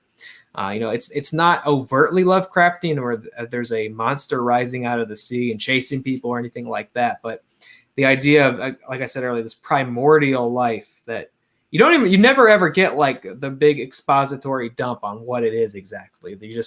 It ties into the female lead's backstory and what she's going to school for, which is like studying patterns and like evolution, and interested in like cosmic life and how life originates on a planet. And it gets really into like the nihilism of Lovecraftian themes, and we're basically humanity's a fluke. I didn't see Jessica went to sleep. Good night, honey. Sleep well in the tent tonight. Thank you for watching. I love you. Sorry, I was on my rant about Lovecraftian themes. But yeah, it gets kind of into the traditional cosmic dread of it, that humanity's insignificant or a fluke, just some space dust that came around at the right time, and anything else happened along the way, everything we really know could have ceased to exist. And that's her main fascination. And I think that what we were seeing from the what was coming up from the seabed, it's like, oh yeah, we'd be very easily knocked on our ass as the top of the food chain species. Something could come along that we don't understand that could instantly take us out. And remind me a little bit of Color Out of Space that came out this year. See, I still have not seen that. I might watch it tonight. I really like it. I mean, obviously we love Nick Cage on this show, and he's given a big performance in that movie. But oh hell yeah, it's great. It's some of the best. Like we talk when we're talking about these movies, we're talking about some body horror, but that's a big body horror movie. Great monster design. And Nick Cage is just fantastic, and I recommend it a lot. And this reminded me of that, and that is, of course, an adaptation of a Lovecraft story. But I really liked the sort of subtle themes, the cosmic dread and such, and this, and that it really never did get to, oh, a big sea monster is running around. It's just like it gets in your body, it gets in your mind, it makes you hallucinate. It's coming out of the water and it's getting in the air, and it's got this weird bioluminescent quality. And you never really get around to completely understanding what it is. Which I was fine with. I didn't need to understand it. I just know it's fucking these people up. they're captive. A couple of my favorite shots in this movie are once again those long shots that they relish in. The one where the husband walks out into the ocean. That was stays with that for a while, and he just disappears into the ocean. Thought that was one of my favorite shots. And then the other one is when it's the poster shot when she's crawling up that long flight of stairs. And it just pops up. They also take their time on that, and it's done so well. Yeah, it really it does take its time. And for like a 90-minute movie, I don't think you really get to the real horror stuff you expect from the movie until maybe 40 minutes in, 50 minutes in. It really takes its time to get there. But I think it adds to kind of the tension because we're going to get there. So it's very slowly creeps in. With like the wife wandering outside at night. Between this and The Rental, I feel like I've learned don't do recreational drugs. Just don't do it. You're going to be victimized by a serial killer or some sort of oceanic parasite. Just don't do it. It's going to end poorly. People go missing. It's a bad night. It's going to ruin your vacation weekend at the very least, I've learned. Stick to Sour Monkey, Sour Trapel from Victory Brewery. It's true. As wild as you've gotten on the Sour Monkey, you've not been murdered or infected by a parasite. Very true. I stand by it. As good of a cosign as I have 100% survival rate. Yeah, it's true. He's alive. So I think the big scene is obviously her stepping on the weird spongy things on the beach, some weird sort of refuse that's washed up out of the ocean on the shore. Then she just gets a butthole on her foot. Yeah, she gets this weird hole, and you can see stuff moving around in there, and then that leads up to which I will say seems to be a common theme in both of these movies is buttholes, but we'll get to that. We'll get to that. Butthole number one is the one in the foot. That's butthole number one, and we'll talk about butthole number two in the next movie. I can't completely remember what butthole number 2 is in Sea Fever, so I'm excited to see what when I talk about it, you'll be like, oh yeah. What do we think about the big scene in this movie of her taking the worm out of the foot? Oh, I loved it, and it made me cover my mouth. I was like, oh. Yeah. She used the knife and tongs, and I was like, that does not seem very efficient, but she did it. Pretty gross, yeah. Definitely the most intense, like graphic violence in this film. There's that. It's the idea of something living in your body is freaky. A parasite in your body, anything like that, like even ticks or like a leech or anything that's like living off of you is. Ugh. And there's so many like real world. Luckily, most of them don't interact with humans in any way. But there's so many like, creepy parasites like in the insect world. And see, here's a lesson I learned from The Rundown featuring The Rock and John Williams. Yeah. Don't be in a body of water you're not familiar with. Oh yeah, there's that. Parasite can just swim up your stream. Flies up in you. So yeah, just water's scary. We definitely learned this week water is scary. The worm scene is definitely what people will remember from the movie. And as that we get from the sort of the basic entry body horror stuff, we learn how like it's leveled this entire community because it's not just you step in it or you swim in it. It's like it's in the air and you're breathing it in as well. It makes it seems like it just full on like mentally incapacitates you and your eyes go dull. And you're crawling around. It basically zombifies you essentially. Mm-hmm. There was that one scene towards the end where she like goes down to the basement of a house they break into to like seek shelter. And there's like some weird yucky slimy person thing that's like coming together out of this person's corpse. What'd you think of that scene? Because that was pretty intense. Yeah, that also had me like, ugh, gross. But Brandon did bring up the ending. For the audio listeners, he said, "What do you guys think is the connection between Emily and Mitch are chatting about all the information available in the modern age?" And he says he's scared, and she says she's hopeful, and don't be scared. And then at the end, she's washed up and white-eyed, saying the same thing.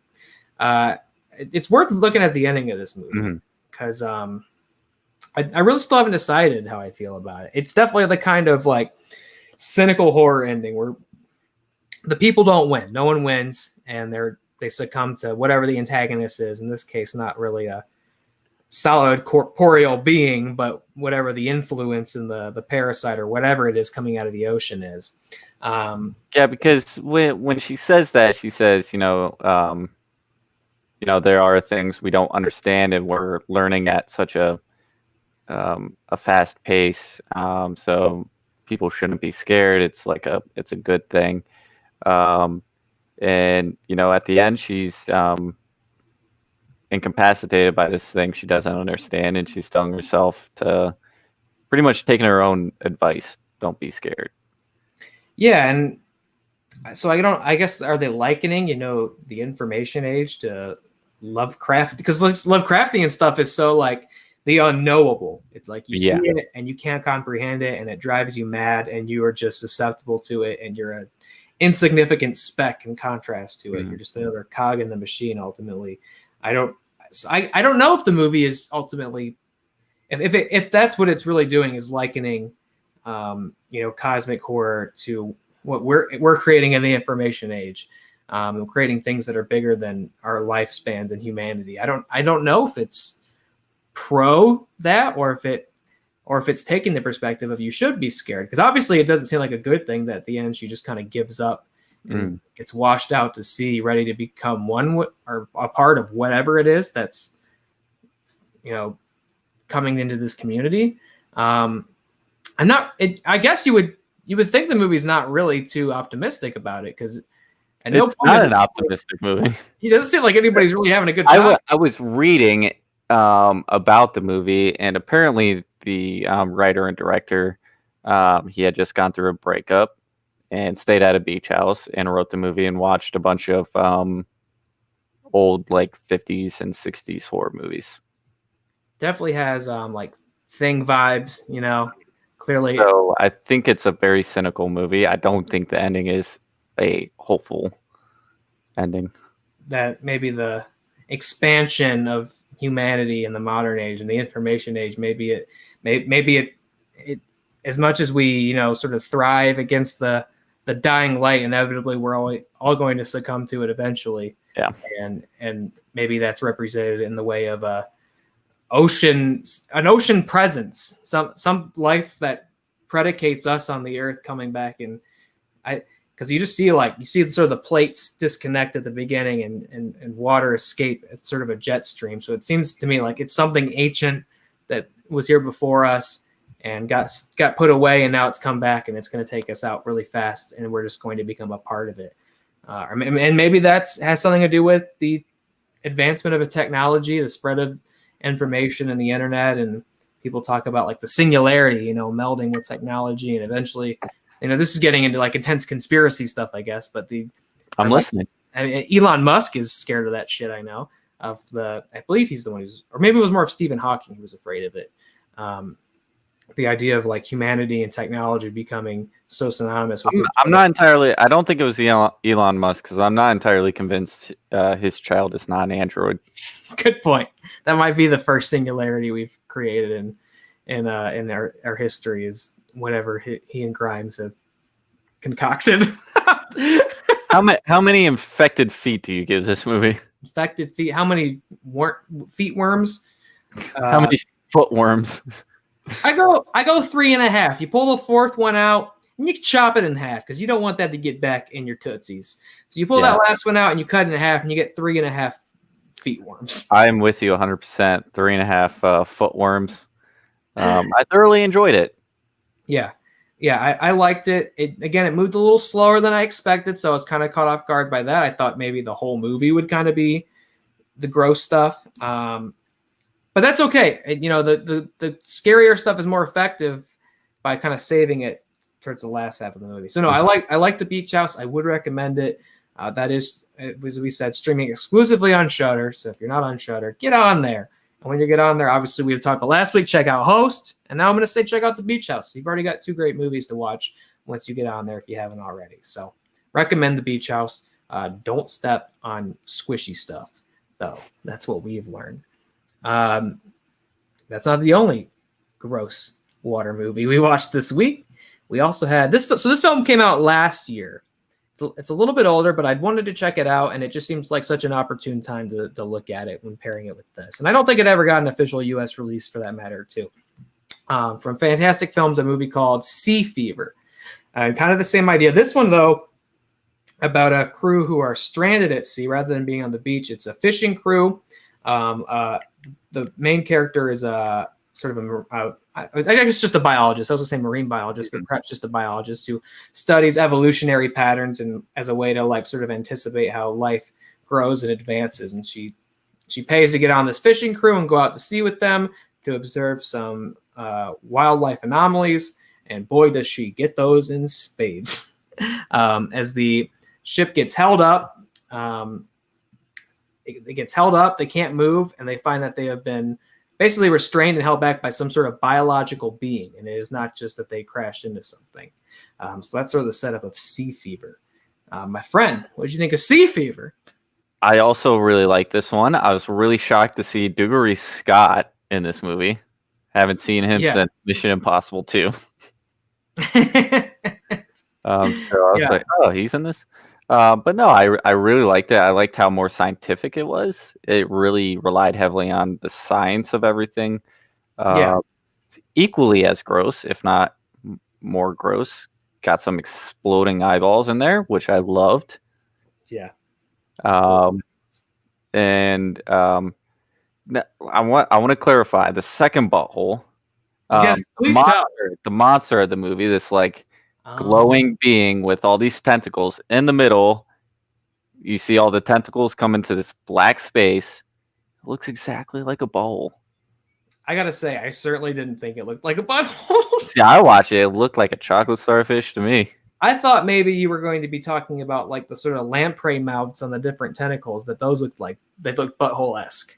Oh, they definitely do look butthole-esque, but the real butthole comes from the entire being itself.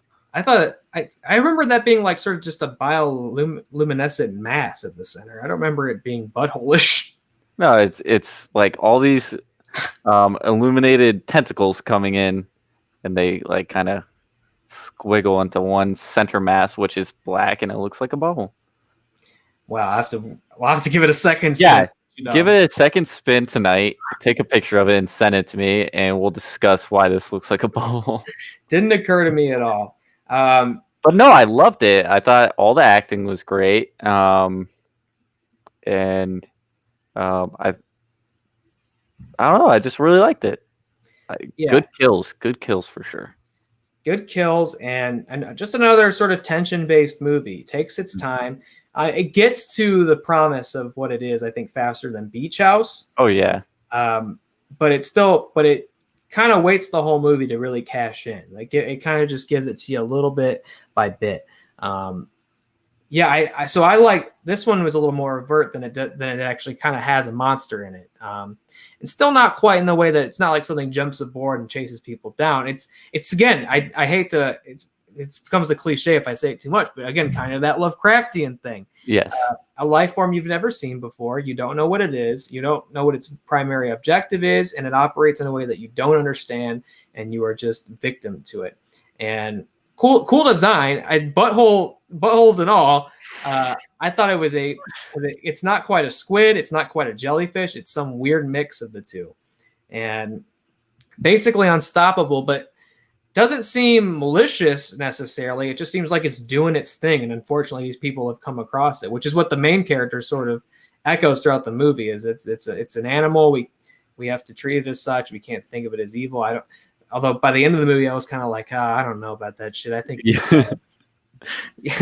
she was so empathetic towards it. I was like, I don't know. You're having I don't know. Maybe just kill it. you're having a tough day. I think you should just do what you gotta do. This one, I think this one was a little creepier. Yeah.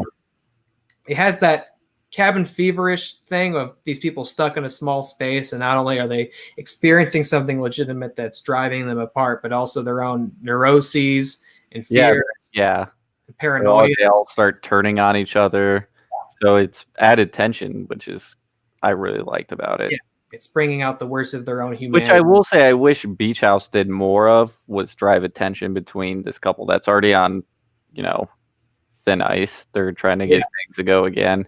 And they could have done something with that in Beach House, but they really played up here. Yeah. Complete strangers, which I guess makes sense more. Yeah. And it was a lot of good creepy scenes. I love them going to the other ship. Yeah. And they go to the other ship and find it's all it's all come out over there already. Guy's eyes are exploded out of his head, which is and the way so what they're experiencing is very definitively what Parasite, as the movie tell. You don't really get one way or another confirmation of what's going on in Beach House, which seems a little more supernatural in the way it operates, whereas this is, I don't want to say realistic, but it's a very definitively about. It plays by a set of rules. Yeah, it sets rules and it tries to follow the behavior of an actual animal or parasite. But some creepy stuff comes out of it, and one of the ways that it manifests is your eyes explode out of your head if you get the parasite. And then again, there's the paranoia of like who's sick.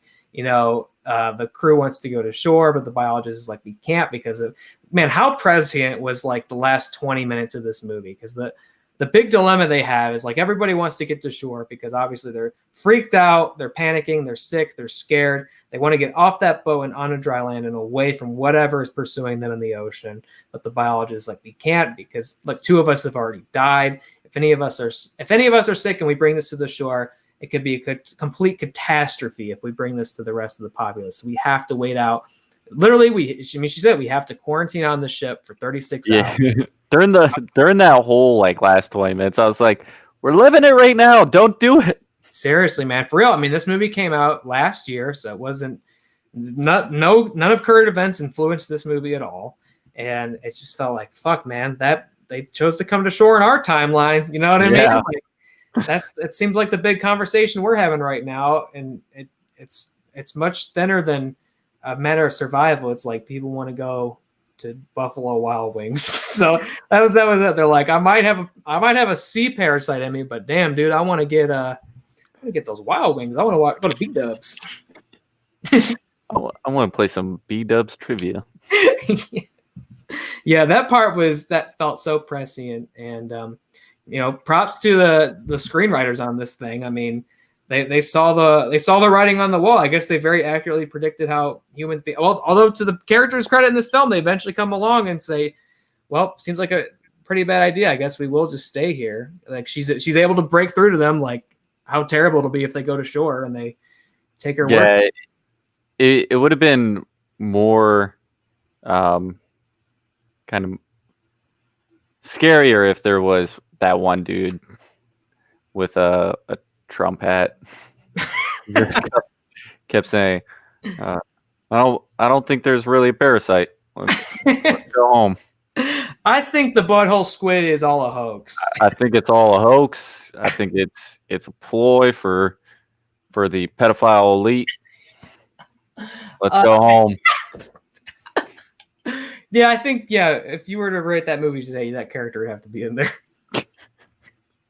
But it's not a hoax. It's not a hoax. How do you feel about, the ending of this movie also, I don't know, it is kind of cynical as well. Again, the main character. Yeah, the whole time I'm like, just fucking kill it. Like, you don't need to sacrifice yourself. See, I feel like even if they tried, they would ultimately not have been able to. It seemed like it was operating on a different level than they were. It was a survivor. Everything they were trying, it was just not taking it out. They weren't even close to understanding what this thing was doing. Yeah.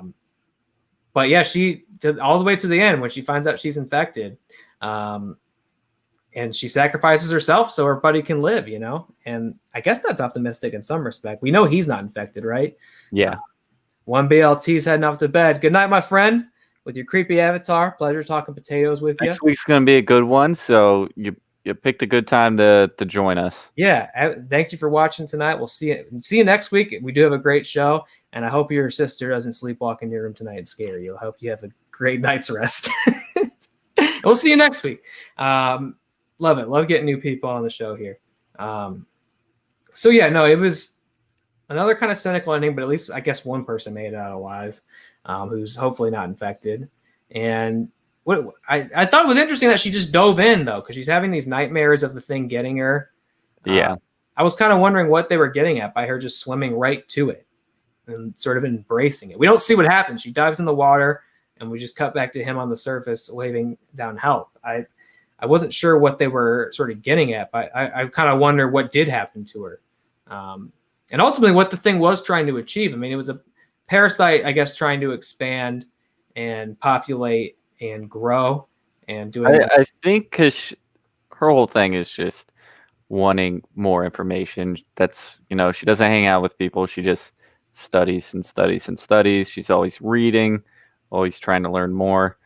So I think she knew her eyes were about to explode out of her head in a short amount of time. So she wanted to understand this thing before she went. So I think that's why she swam to it.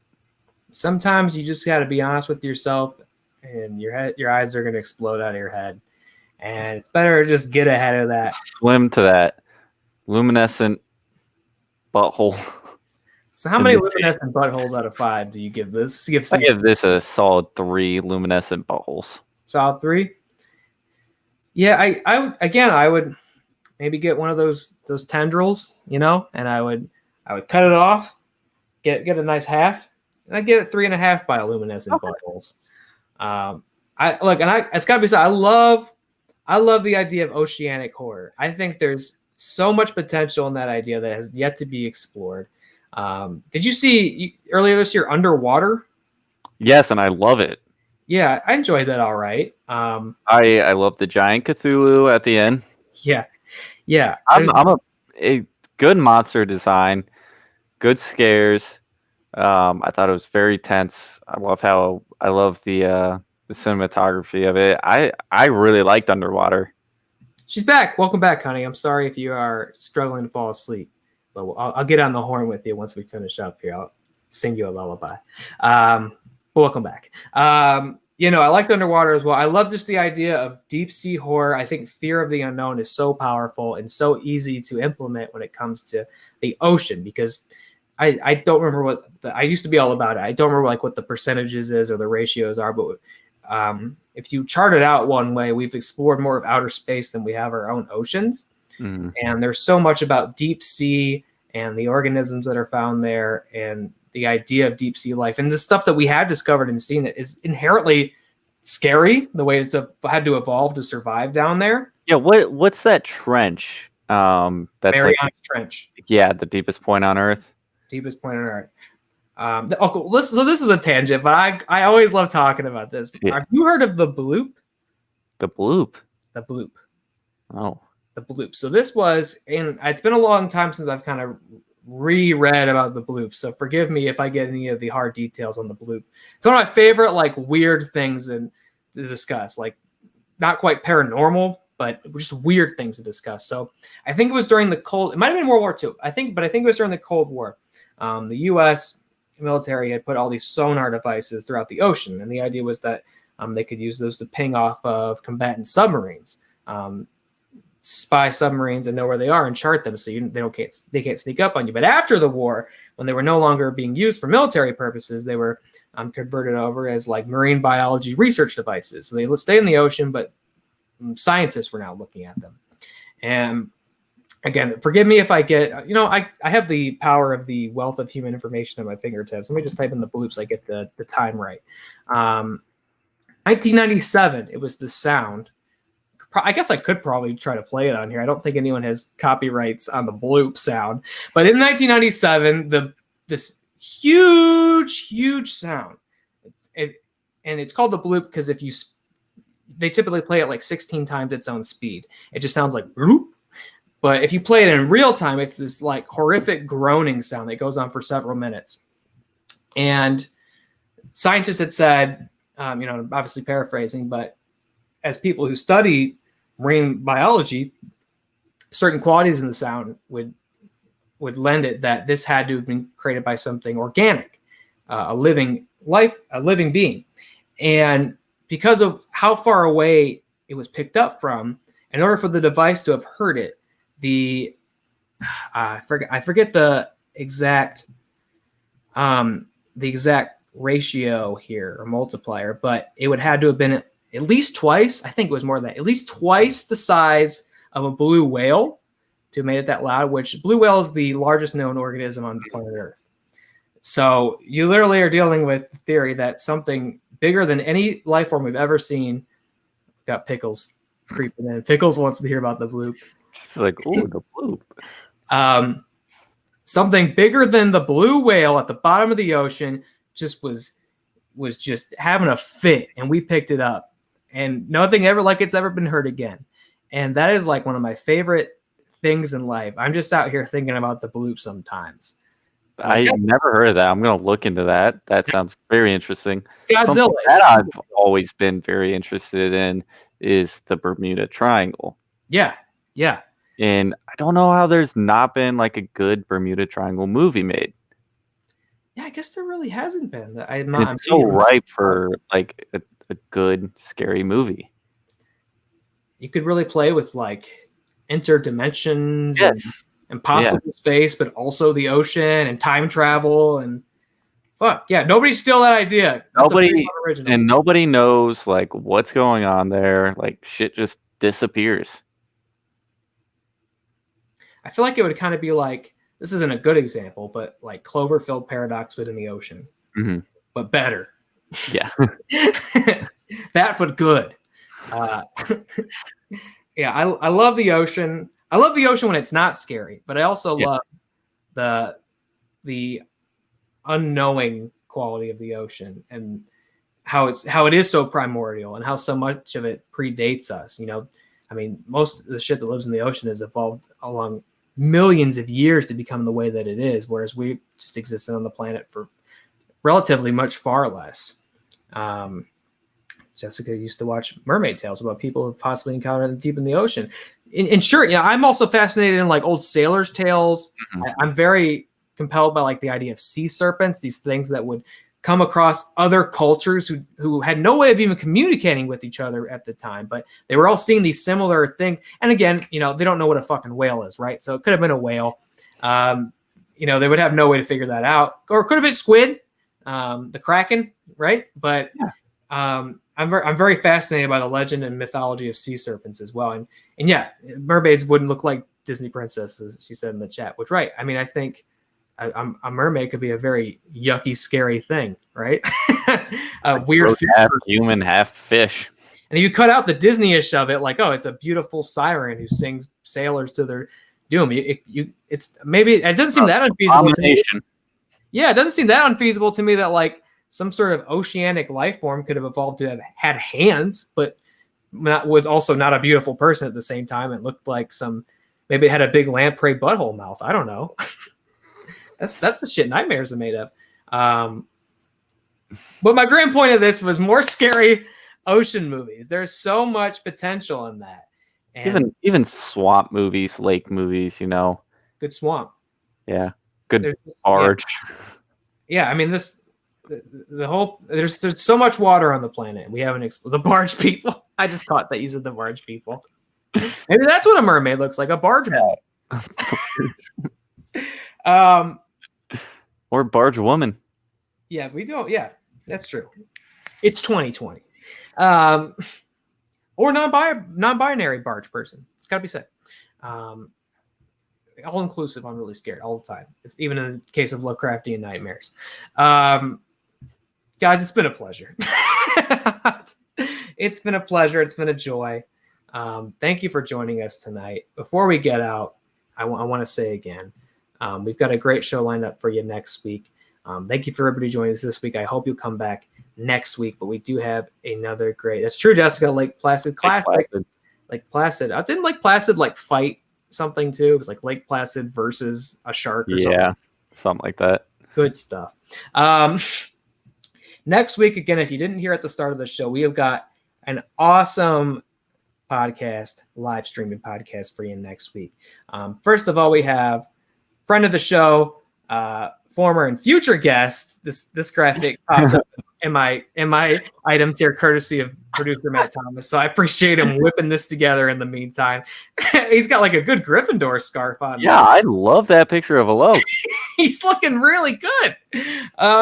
Maybe he'll wear that next week when he comes on. Alok Mishra's coming back to the show, producer of 1BR, to celebrate the film's arrival to Netflix August 23rd. He was the first guest we ever had on the first ever episode, and he's not coming on. He's bringing Naomi.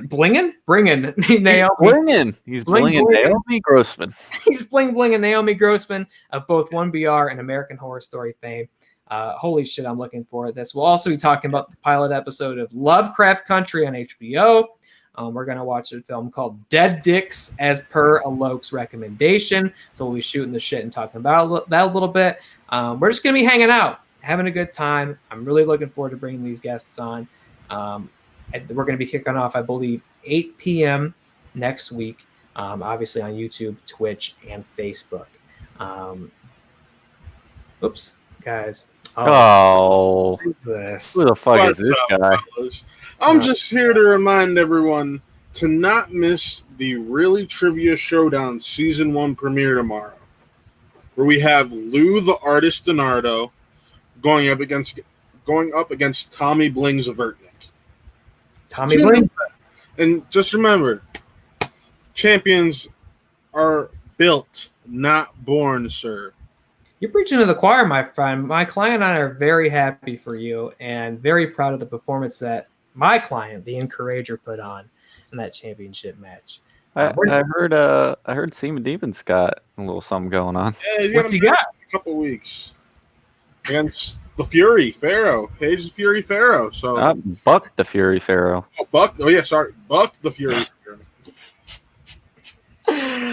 And hey, if you guys didn't see it last night, Spin from the Real, our Schmodown fan show on this channel last night, had a little special guest. Did they not, Matt Thomas? Yeah, we had swag manager Winston Marshall, a.k.a. the Swaggy Blurred, pop up right as we were about to close the show. So we had to, we extended the show past what we normally would do, because when you get a guest like that who's potentially going to be the manager of the year, you can't just shoo him to the side. You got to pay your respect. Yeah, that was awesome. It was really cool. I mean, Who Are They and the Schmodown have officially crossed over for the first time, and I would like to think it won't be the last time. Yes. So if you guys missed that, obviously it's available on our YouTube channel. It's available on Facebook, and you can It's available on our Clips channel if you just want to watch that interview. Who Are They clips. If you haven't catched, if I was more prepared, I'd have a link ready to go in the chat right now. But yeah, Who Are They clips on YouTube, where we sort of isolate the highlights of each show. So go check that out. Also, iTunes, Spotify, SoundCloud for the audio. Same with this show. It'll be up on those channels practically immediately after the show ends. And then, of course, come back next week to hang out with us, hang out with Alok Mishra, hang out with Naomi Grossman. We have a fantastic episode lined up for next Thursday. Fellas, anything you'd like to include before we sign off for the evening? Got a packed Real Talk on Sunday. Real Talk this Sunday is going to be really fun and honestly jam-packed. Some of the things we will be talking about is the Tron 3 announcement, the Fresh Prince reboot, the MacGruber announcement, the Netflix news, and the details from Grant Morrison and Ezra Miller's scrapped Flash script came out. So there's that. It's going to be a lot to talk about, a lot of fun. So that's it. We always got some shit to look forward to on Who Are They, man? Friday, you got trivia tomorrow night. Sunday, you got Real Talk. So come back to this channel. Hit us up on Twitch, YouTube, and Facebook for the live broadcasts. We always love seeing new people in the chat. I love you too, Jessica, my favorite ghoul. Thanks for tuning in, even out in the tent life. Nothing would deter you. I appreciate your undying support. You're the best. You truly are my favorite ghoul. And Connor Breedlove, you're truly my top goblin. And Pickles, you're a beautiful feline. Matt Thomas, you're truly the Showdown champion, and I couldn't be more proud of the match you had with my client, the Encourager, and I'm excited to see how the artist and the prolific Tommy Bling do tomorrow evening. That all being said, thank you, Ghouls and Goblins, for joining us this evening. Potatoes and all, love you so much. We'll see you next week. Good night, my friends.